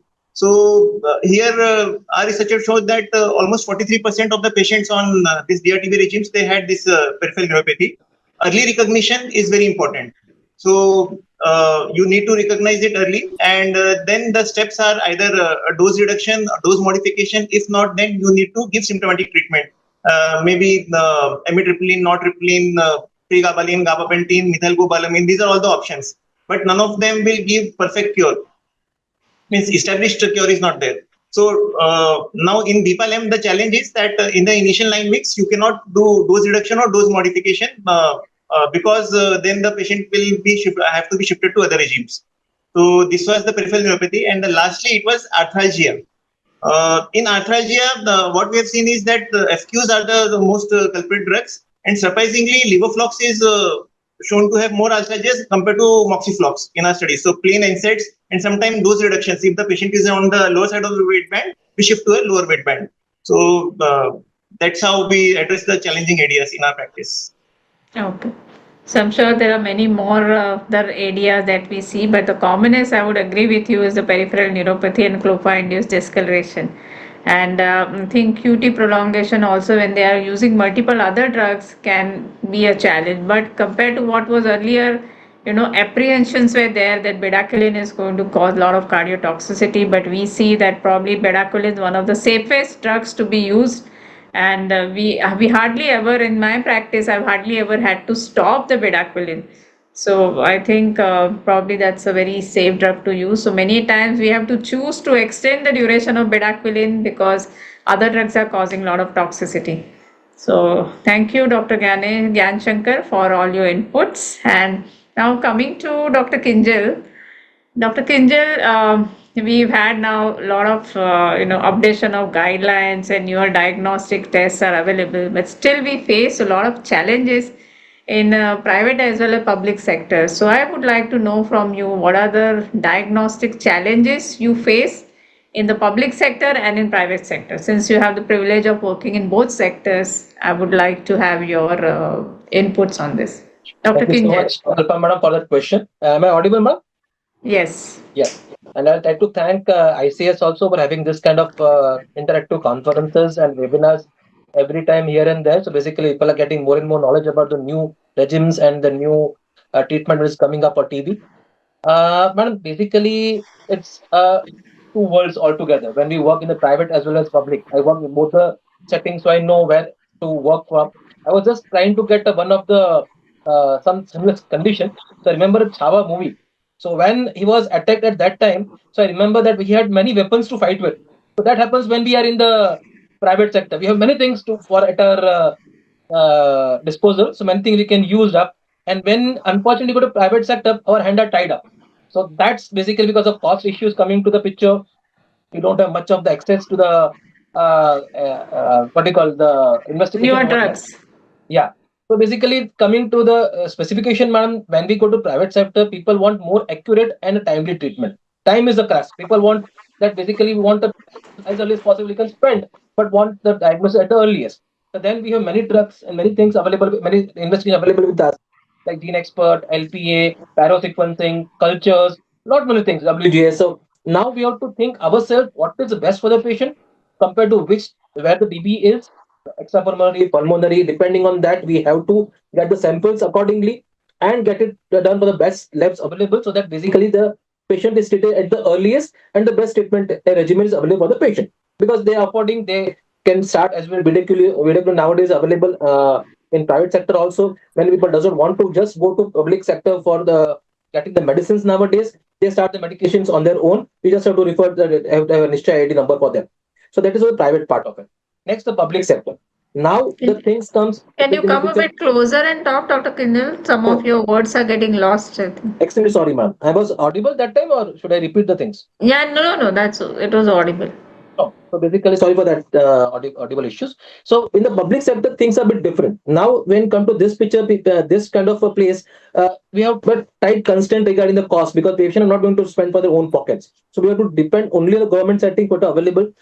Though government is trying very hard. I've seen for last decade I'm with government. I've seen the whole paradigm change in what the system was there 10 years back and now. So fantastic, government is working very hard for this settings. But things, few things are here and there are there which they are trying to fix, because getting the report traced is very difficult. Yesterday only I had one training session in which it was very, very nicely stressed that we start the treatment, but the reports are coming bit later. So patient is getting treatment bit later. All those things do happen.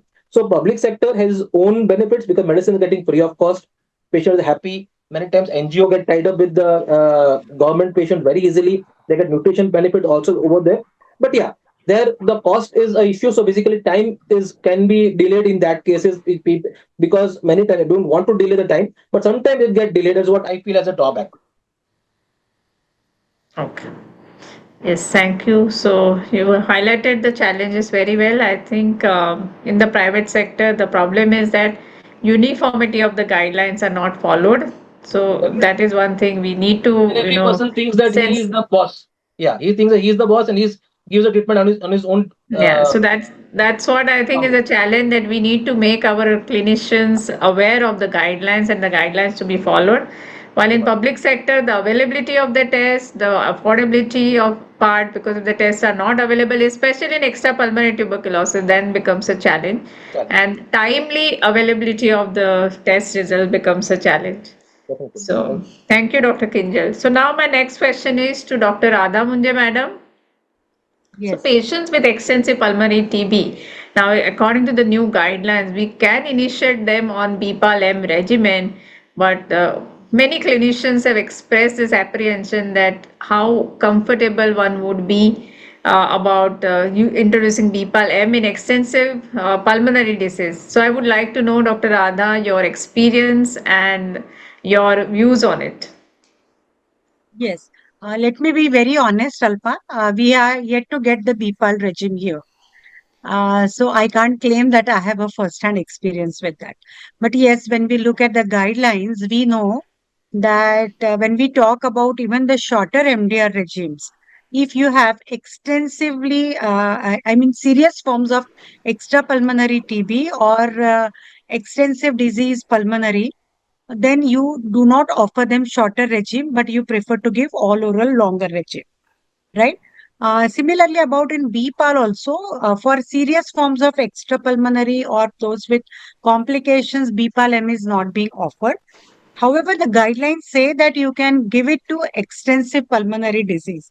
Since I haven't used, I can't make a very dogmatic comment on this, but I would still be really apprehensive, at least till I get some experience of initial few cases being treated.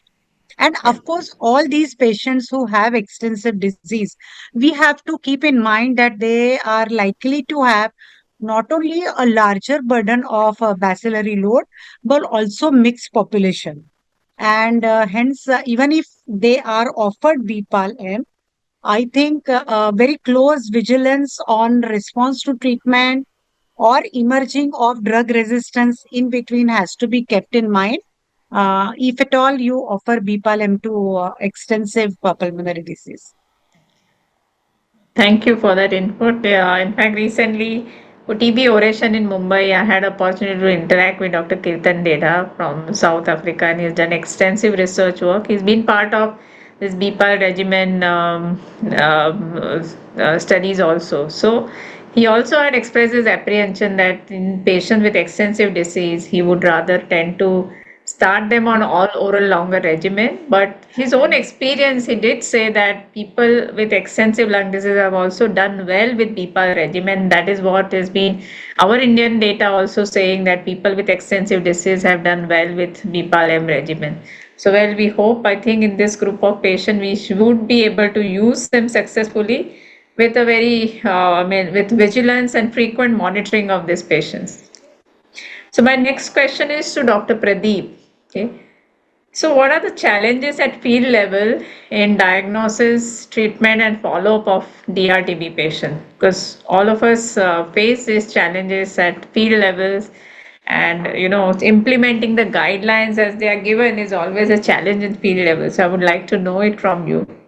It is challenging right from the diagnosis, because even to get the sputum also it is very difficult for the cultures. They tell we are not getting sputum, number one. Number two is transportation of the patients from the to the district TB centers, maybe 20 kilometers, 30 kilometers. Okay, in our place, like the smaller districts, smaller areas, it is possible, but still we are having issues. Number three is they are once they are diagnosed, the stigma is still there in the TB, especially with MDR. They are losing their jobs, losing their earnings, and they are isolated. And number fourth is like when we start the DSTB regimen, and they have slightly improved clinical symptoms. When the report of DRTB comes, culture report, then they suddenly ask why this drug is working, why you want to change the drugs. And unfortunately, many of the patients will develop ADRs with the DRTB drugs. Then they will tell, the earlier drugs are very good, now drugs are they are causing more problems. So these are all the major things. Then the follow-up, we are very vigilant that at least we are visiting their homes. Our health workers are going to their homes. Then we are able to get them able to more than 80%, 80 to 90%, we are able to complete the treatment successfully. Okay. Thank you so much for that input. And yes, we do face these challenges at field level, and as far as possible, try to overcome them, try to improve our systems, and give better results to our patients in public sector. So my next question would be to Dr. Shiva Kumar. Uh, what are the advantages and limitation of targeted next generation sequencing? And do you think this will become the game changer in DRTB management in near future? Thanks for the question, ma'am. So if you look at targeted next generation sequencing, although it's a newer technology and we think that sequencing are costly, it was a time when the sequencing was really costly 10 years back, where one genome of Mycobacterium will cost you around 1 lakh. But now, if you look at the price and the technologies which is available, it has come down to around uh, 4,000 to 5,000 for genome, which is quite equal to a phenotypic test for all these drugs. So if you look at the technology as such, yes, it has become affordable. And if you look at developing newer diagnostics for drugs for which are not available, like for rifampicin you have, INH you have, fluoroquinol you have, but then you don't have for pyrazinamide for quite a long time, ethambutol no for quite a long time. The reason behind this is the mutations which are there are not specified in a particular position, or it is not concentrated in one region. For rifampicin, it is concentrated in one region. So if it is like that, you can develop a rapid diagnostics much easier. But for most of the antibiotics which are coming now, the newer antibiotics as well as the older ones like pyrazinamide, it is not like that. It is spread throughout the genome. So it becomes very difficult to develop a rapid diagnostic test. So TNGS or WGS is the choice, but then TNGS takes over WGS because TNGS can be done on sputum sample. And on follow-up, if a patient is failure, also if you do the TNGS and give drug susceptibility testing, it will be easier for a patient who is failing BPAL also to put him in a different regimen. Yeah, I definitely see TNGS as a game changer for DRTB diagnostics, but then we have to wait for the newer drugs. The catalogs have to be developed so that we are sure of the mutations which we report, which are resistance, rather than some company says one mutation, he identifies some mutation and says it is resistant, and we lose the drug. I mean, we cannot use that drug, right? So that shouldn't be happening. It should be validated enough before it goes into the program. Thank you, ma'am. Yes, I think that's a very excellent insight, and this is what been happening when the WGS started. All different companies just came out, and clinicians started thinking, oh, we have found a magic solution for getting sensitivity patterns, and then we saw that it wasn't really matching with the phenotypic or with our clinical suspicion also. So I think that's very important. We have to wait for the validation, and I hope sooner than later it will come from ICMR, and we would be able to do this in a much. So currently it is being done as a research project at Chennai, your center. Yes. So we do report as well for the drugs for which we are sure of. Like most of the drugs we are sure of, except for the newer drugs. So yeah. So which drugs you are not sure of? Mostly now it is only pretenamide and dalaminate. Rest of them gives good amount of sensitivity. At least it tells you to rule in resistance rather than rule out resistance. Rule in resistance and start using changing the drug or anything. Because phenotypic test will be available in another 1.5 months or 2 months maximum. Okay. Thank you so much for this. So my next question is to Dr. Komal. In your practice, which complications for DRTB patient require ICU admission, and what are the challenges? Thank you, ma'am, for the question. And we do see patients in the ICU or DRTB patients requiring ICU. That is, like, I would like to divide it in 3 groups. One is specifically related to TB itself. Like if the patient develops septic shock, ARDS, secondary to extensive infection. They can also get secondary infections, fungal infections, specifically in patients who are HIV, TB co-infections. Then PCP and other infections are there. These patients end in ICU. Second, due to structural complications like pneumothorax, like empyema, they can again land up in the ICU. And we should not forget about the drug side effects, like the side effects of drug, extensive hepatitis, then peripheral neuropathy. So those patients also end up in the ICU. The most challenging thing when the patient of TB comes in the ICU is about the isolation. So we don't have that much of uh, manpower also in the ICU, where we have to, then it becomes very difficult to keep the patients in the ICU, give them separate nurses and all. Then there are drug interactions when we are going to give other drugs, then we are giving already MDR-TB drugs. So that is also one challenge. Then if there is electrolyte imbalance, and then again we are giving drugs which are prolonging QTs. So that will be an issue. Plus, these patients, if they go in the ICU, they have a lot of psychological burden, because they are already DRTB patients who are fighting against the infections very high. So these are the challenges which we Yes. see. So I And agree plus, with you. I if think, yeah. if the patients require mechanical ventilation, then again it becomes all the more difficult. We need to have that negative suction available and all things which are hardly available. So it And becomes very unfortunately, we don't have such a good setup in public sector where yes. patient can be managed in the ICU. Okay. So, okay, thank you, Dr. Komal, for your inputs. My next question is to Dr. Kinjal. What is the role of pyrosequencing in diagnosis of pulmonary TB and EPTB? Ma'am, nice question. Basically, it's a new weapon we have got basically in the TB diagnosis nowadays.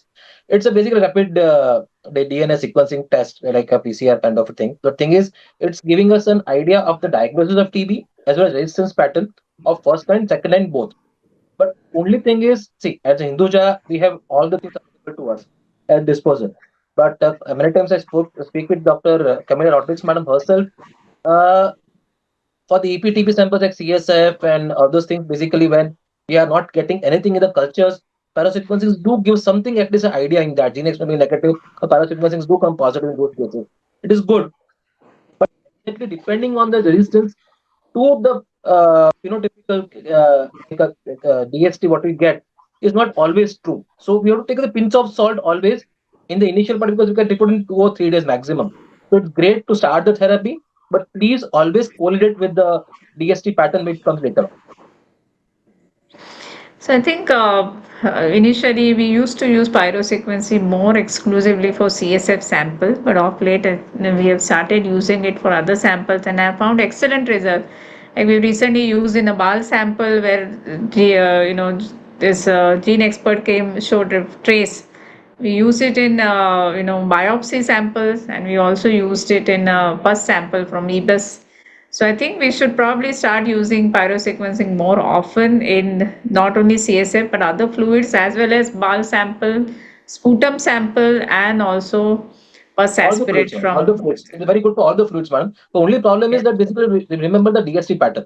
That basically does not 100% correlate with the Yes, but phenotype. sometimes when there's a diagnostic difficulty between Definitely, TB ma'am. or It's not very TB, helps. then Yeah, at yeah. least, yeah, Very at helpful to least get it the can. diagnosis of TB perfectly nice test, ma'am. CSF many times we miss out things and we get the diagnosis with pyrosequencing, ma'am. Really good. Okay. Thank you, Dr. Kinjal. So my next question is to Dr. Pradeep. How often do you give bedaquiline extension to your patients, and under what conditions you give bedaquiline extension? Yes, ma'am. Thank you, madam. Earlier it was very rare, but now the newer changes is that even in the shorter oral regimen, at the end of the 4th month, if sputum smear is positive, we can that is end IP. If it is end IP is extended, then in that case also we can extend the bedaquiline, but it should not be more than 20 months. 20 and another 20 things. So there is one case. Then if in regimen, if group A and group B, if you are not able to put because of the resistance patterns, then in that case also we can extend the bedaquiline. So I think two situations where when a drug goes away because of ADR or Yes. because of resistance pattern, then we might have to extend the bedaquiline. Also, if patients have been previously treated or patient has got extensive disease and we have limited number of options available, in that situation also we go for bedaquiline extension. I think that's a very important message to get, that under the situation where a drug is lost because of either ADR or being resistant, I think bedaquiline extension should be given. That is one of the best drug to be given, much well tolerated and with lesser ADRs and very effective. Because sometimes the replacement like ethionamide or PAS is given in this patient and they are unable to tolerate it. Instead of that, it's better to give bedaquiline extension. And thankfully now the program we have provisions of giving bedaquiline extension and it's available. Can I ask something, ma'am? Yes, yes. So, ma'am, have you seen bedaquiline resistance as well, and how frequent? Like What resistance? bedaquiline resistance. Yes, so Dr. Shiva Kumar has shown the data. So in patients who are exposed, we have seen higher bedaquiline resistance. Our data also, Dr. Singla's data says about 26%. But overall, patients who are not exposed, then it's less than 2%. And these are MDR patients, not on DSTB. Yes. DSTB patients, if you look at it's less than 0.1%. Yes. So, is Dr. Gyan still there? No. Okay. Okay. Yes, Dr. Gyan, I just wanted to ask, do you have a thoracic surgery department in your hospital? And now with the newer regimens available, are you requiring surgery much less often? And which are the cases where you refer them for thoracic surgery? So as of now, we do not have a dedicated CVTs department in our college, but we do have a general surgery department. It does most of the thoracic surgeries, and for complex cases, we have link up with the thoracic surgery department at super specialty government hospital. So we do refer to them. With the new BDQ based regimes, this cure rate has definitely increased, and it's quite high. I can hardly remember any patient who has failed this regime in the last 2 to 3 years. So definitely surgery referrals, they have decreased, and the patients who are referred for surgery, those are basically the ones who have localized disease and unilateral disease. So in localized and unilateral disease, if the patient is not responding to therapy, the guidelines PMDT 2021, they say that 6 to 9 months of therapy, if the patient is not responding, then they can be considered in localized unilateral disease. Then patients where we are not able to formulate an effective regime and where the disease is localized. So those could be one subgroup of patients. Then coming to non-healing BPF, empymas, those are the ones. And then we come to next subgroup of patients, which is the post-TB sequelae, where the TB has been treated, but the patient has recurrent infections, symptoms like hemoptysis, recurrent infections. So there we do refer them. However, one point is important when referring these patients, that we should assess for core-pulmonary or pulmonary artery hypertension, because then the post-operative complications will be very high. Can I add something here, Alpa? Yes, sure, madam. Whenever these patients of MDR are being referred for surgery or has come out of surgery, it's very important to remember that anti-TB cover has to be continued, because there is a lot of handling of tissue. You do not know how much spillage has occurred, or has there been any silent lesions which were not seen on X-ray, because usually the follow-up is by X-ray, though a CT is always done before a surgery is taken. So it's important that pre-surgery patient receives proper treatment for at least 4 to 6 months, trying to make the area as sterile as possible, then surgery, and of course continue treatment till the outcome is declared. Right. I think that's a very important point.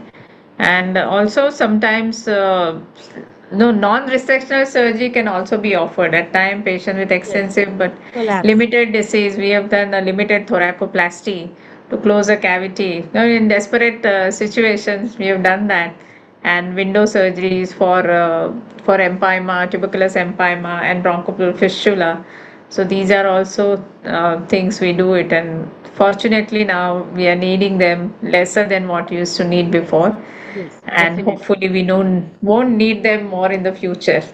So I think we've had really excellent discussion, and thank you all the panelists for all the inputs. And I think now a lot of audience questions are there, and we would take some of the questions now from the audience. So, so one of the question coming from Gopal Singh Solanki from Maharashtra is if there is clinico-radiological non-improvement in H-mono or poly-DRTB patients after H-mono poly-DRTB regimen is there. So any provision for BPAL-M like regimen in these patients? Radha madam, would you like to take these questions? It won't be applying, madam. Just to tell very frankly, upfront, it won't be applied, madam, because if the patient is on medications which are exposed to means bedaquiline, everything has been given for at least 1 month, then basically they are not. No, Don't they are think it saying will H mono still resistance. applicable. H mono resistance, they That's what I will, do. Then yes. And they can be So, considered as the probable MDR, and they are eligible for all the three regimens, like correct. BPAL, shorter and longer. Depends. If the patient fits in BPAL, we'll start with BPAL, thinking that patient is probable MD. I think I need to add something here, Alpa, that if yes, patient is H mono and poly-DRTB and not responding clinico-radiologically, that means we have to understand that there is some process of augmentation of drug resistance in this yes, patient. So whatever drugs are being offered are not acting because of probably acquired drug resistance to these drugs. Whatever may have been the reason, compliance can be the issue, the drugs not reaching the tissue is there. Many things can be done. And I think here the attempt should be first made to look at the type of resistance that the patient has and then formulate the regime or offer the best possible regime to these patients. okay. Yes, so that's correct. So first, before anything, you're supposed to confirm that the augmentation of resistance is not there. That's very important. And once you have confirmed that the augmentation of resistance is not there and patient is still not responding, calling it a clinical failure, and then Yeah. maybe you could consider these regimens. So I think first that attempt has to be made to see that the augmentation of resistance has not happened.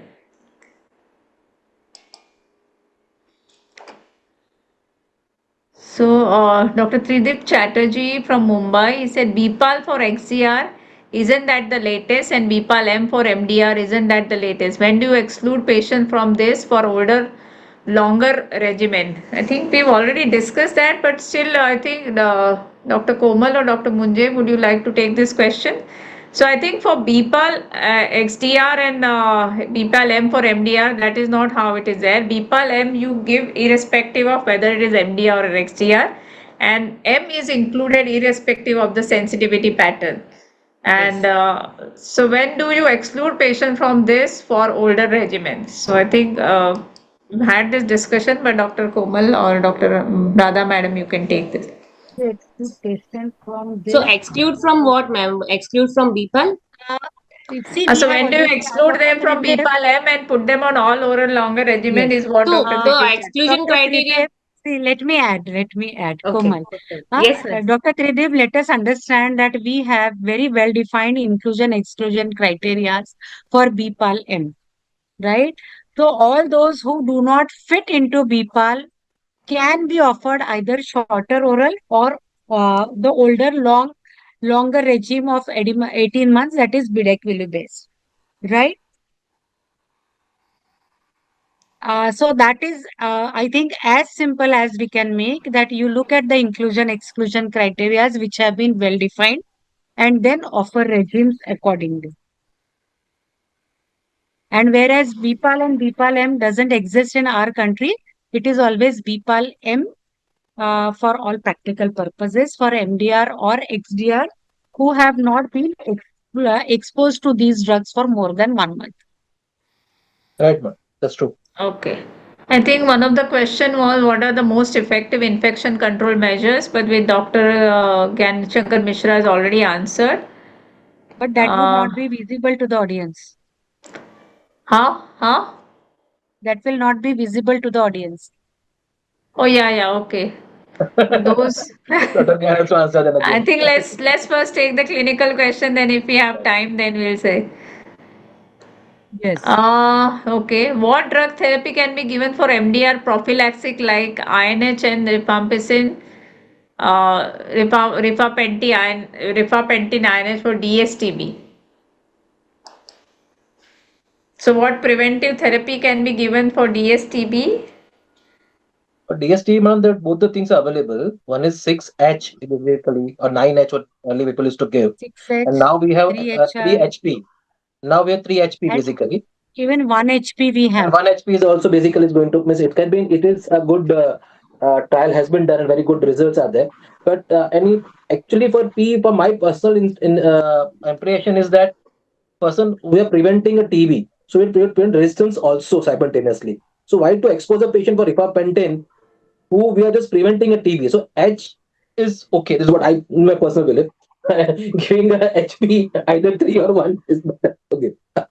So I think quite a few number of our patients deserve this latent TB treatment. Definitely. Patients who are immunocompromised, patients who are, we see a lot of rheumatology patients who are going to be put on immunosuppressant, on rituximab, patients with organ transplant, patients who are going to be getting transplanted. Now, these All are those a group points. of patients where definitely, and what I have seen that patients are happier with once a weekly regimen of 900 milligram of isoniazid and rifapentin. So I think that's we have to be selective. I also agree that not all patients we are going to treat with all the exposed contact, but at least patients who are high risk for development of TB, we should be treating them with preventive therapy. Ma'am, I think they are asking for DRTB prophylaxis. Yeah, that is also a question. I think who would like to take that question? What prophylaxis you use for DRTB contacts, And especially this high risk says 6 contacts? months. It is one of the guidelines earlier mentioned 6 months of levofloxacin, but Yes, present it was guidelines doesn't mentioned. mention. Earlier to mention, now this present guidelines is removed, madam. So I cannot be commenting on that, but earlier it was there. I think the best prophylaxis that you can give is the nutrition, and now that ration trial has proven Yes. that family members whose nutrition was taken care of, there was 40% reduction in the incidence of That DRTB. was So I that was think mother style, man. That was true. Means basically mother style is proven a century ago that basically if you get good nutrition, good immunity, you don't get TB even if your family has a index case is there in your family. And That's true. that is the best vaccine available till date. Perfect, sir. absolutely, Perfect. that's the Perfect best suggestion. vaccine, and that is Nutrition. often underutilized, I would say, and Underutilized. overlooked. That's true, madam. Yes. So, With the what are point the question, if we current can say, challenges? What are the current challenges in and gaps in DRTB surveillance and reporting? various gaps, man. Basically, as I was trying to tell that only in my initial part of the talk that unfortunately gaps do exist because we get a gene expert report today. LP is pending for next 2 3. Generally should have come in 2 or 3 days, but generally comes in 2 or 3 weeks. And the culture DST comes should have been come within at least 2 to 3. Sorry, I mean, within a month's time, but generally come to 3 months. So delay definitely occurs at the level of getting the reports to the clinician to treat the patient in public sector. In private sector, is a different ballgame altogether. But yeah, there is a lag in that which needs to be fastened as early as possible, ma'am. Okay. I think then the question for prophylaxis was for DRTB, but I think that is also answered. I hope you got the answer. Dr. Trideep Chatterjee is asking pyro sequencing, is it validated in BAL? So yes, it is validated and we've been using it. Okay. What are the implication of using whole genome sequencing for DRTB diagnosis and surveillance? I think probably it is also been covered in the panel discussion as well as in the talks also. Then there is a question: what are the latest development in rapid diagnostic tests for DRTB, such as Gene Expert and next generation sequencing? So I think this has also been answered. Dr. Shiva Kumar, would you like to add something to what is already? Yes. So The answer to this development in rapid diagnostic is that when we get that 10 colored cartridge at one go in one sitting and with a turnaround time of not more than 2 hours, one would be getting to know about INH resistance, fluoroquinolone resistance, as well as rifampicin resistance. So what information you get by LPA, that is taken care of by gene expert XDR cartridges. And I think that is one of the best developments that we have. And it's not only the gene expert, but many other companies have already come up with this chip-based diagnosis, which are under validation at ICMR. Dr. Siva, you should be able to add Dr. more. Siva, yeah, let him say more. That's true. You must be having n number of such tests for validation now. Yes, recently, if you see, there was, I mean, earlier India was not that much interested in innovations probably in TB. But then now, recently, a week back, there was India TB Summit.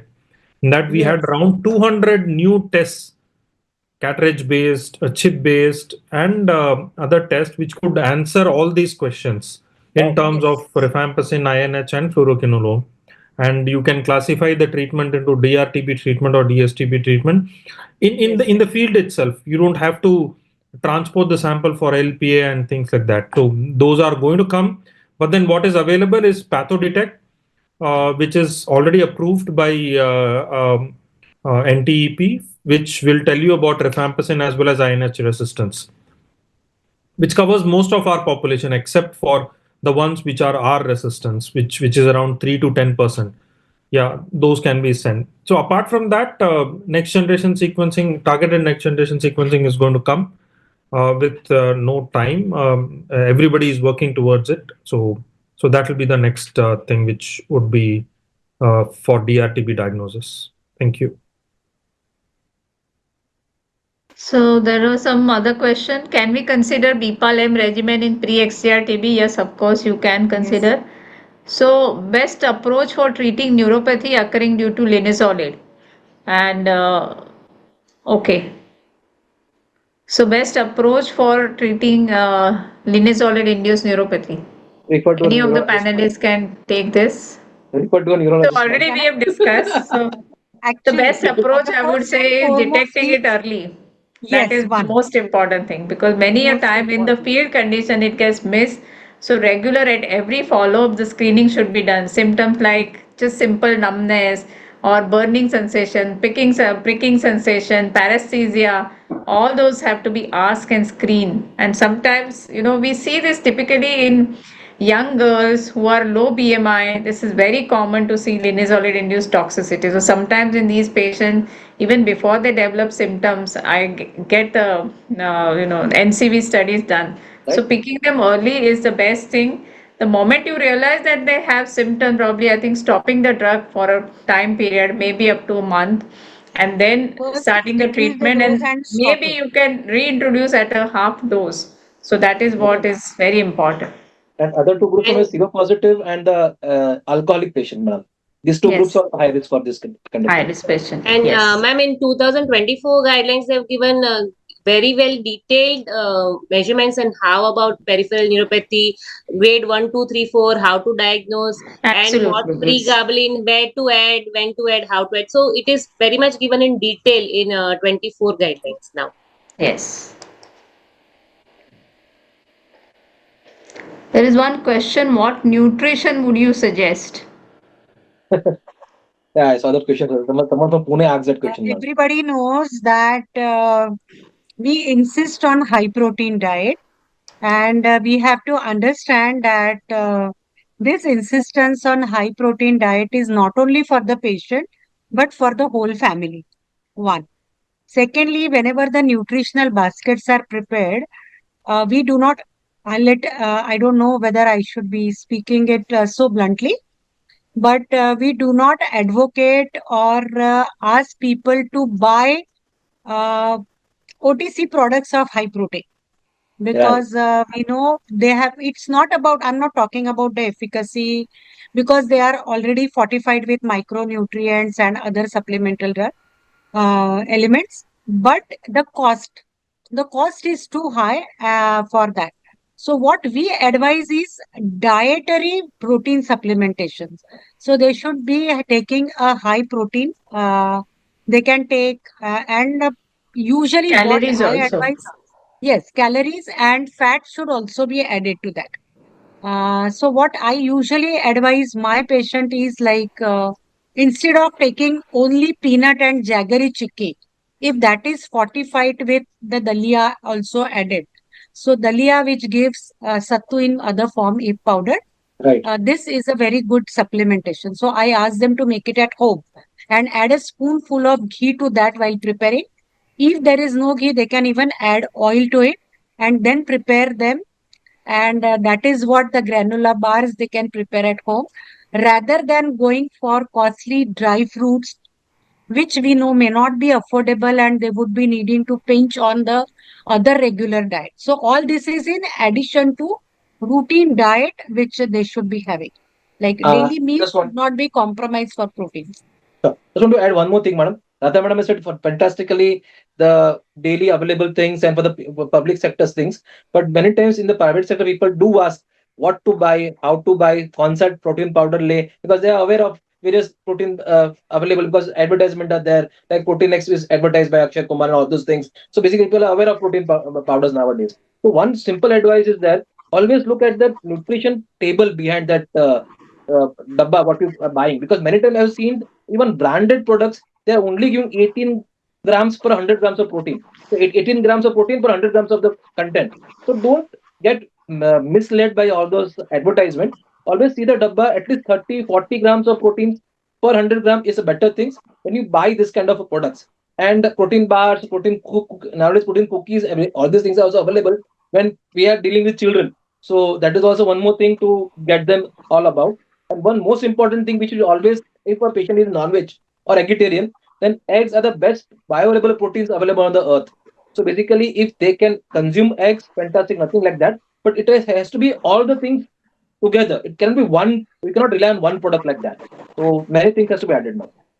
And I think vitamin D supplement should be added because many of our Definitely. patients are vitamin D deficient and it's too expensive to check for them.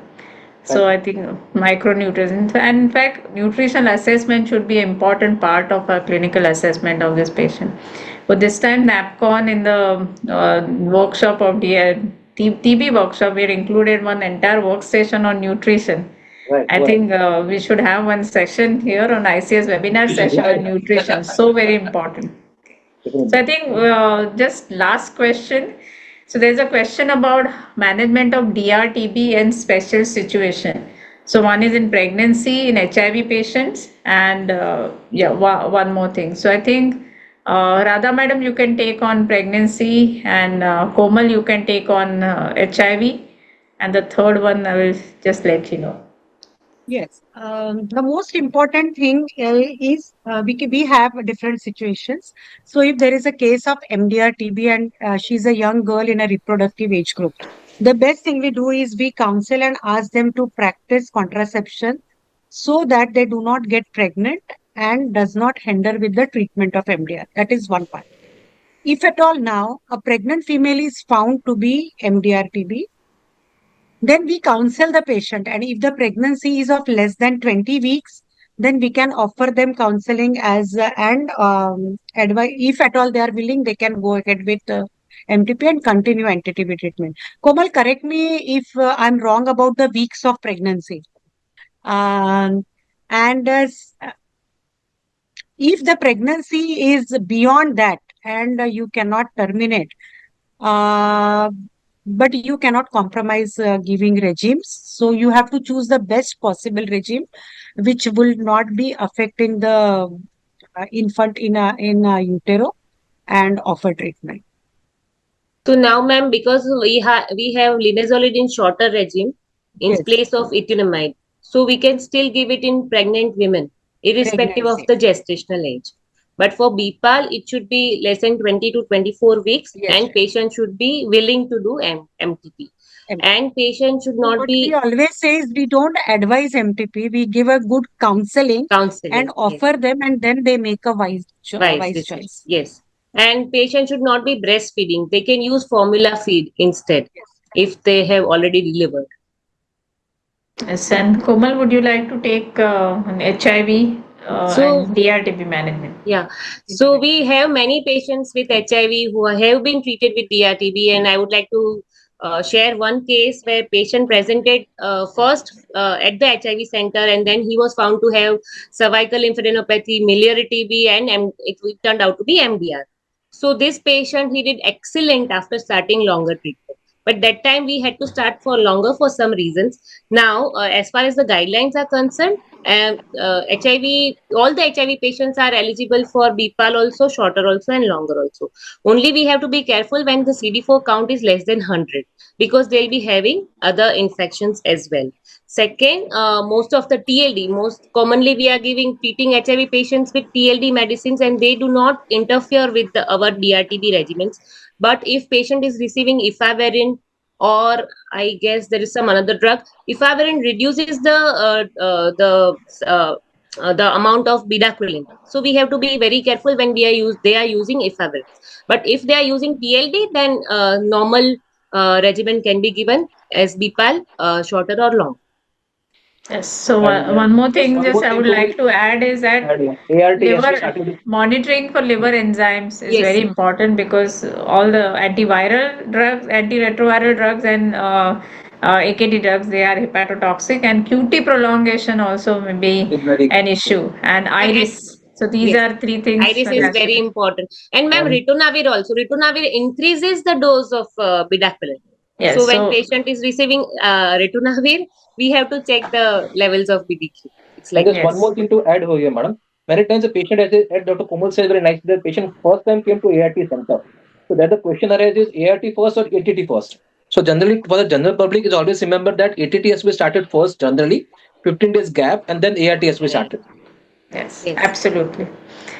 So I think we have really had excellent discussion and excellent participation by the audience and wonderful insights shared. And once again, thanking ICS for continuing this series of, academic feast, I would say. Thank you, Dr. Amita and Dr. Samaria, Dr. Sandeep Salvi for being the inspiration and giving us the platform to reach out to so many interested clinicians. And thank you all the participants for your excellent participation, and thank you all the faculty for giving your time and sharing your wisdom and experience.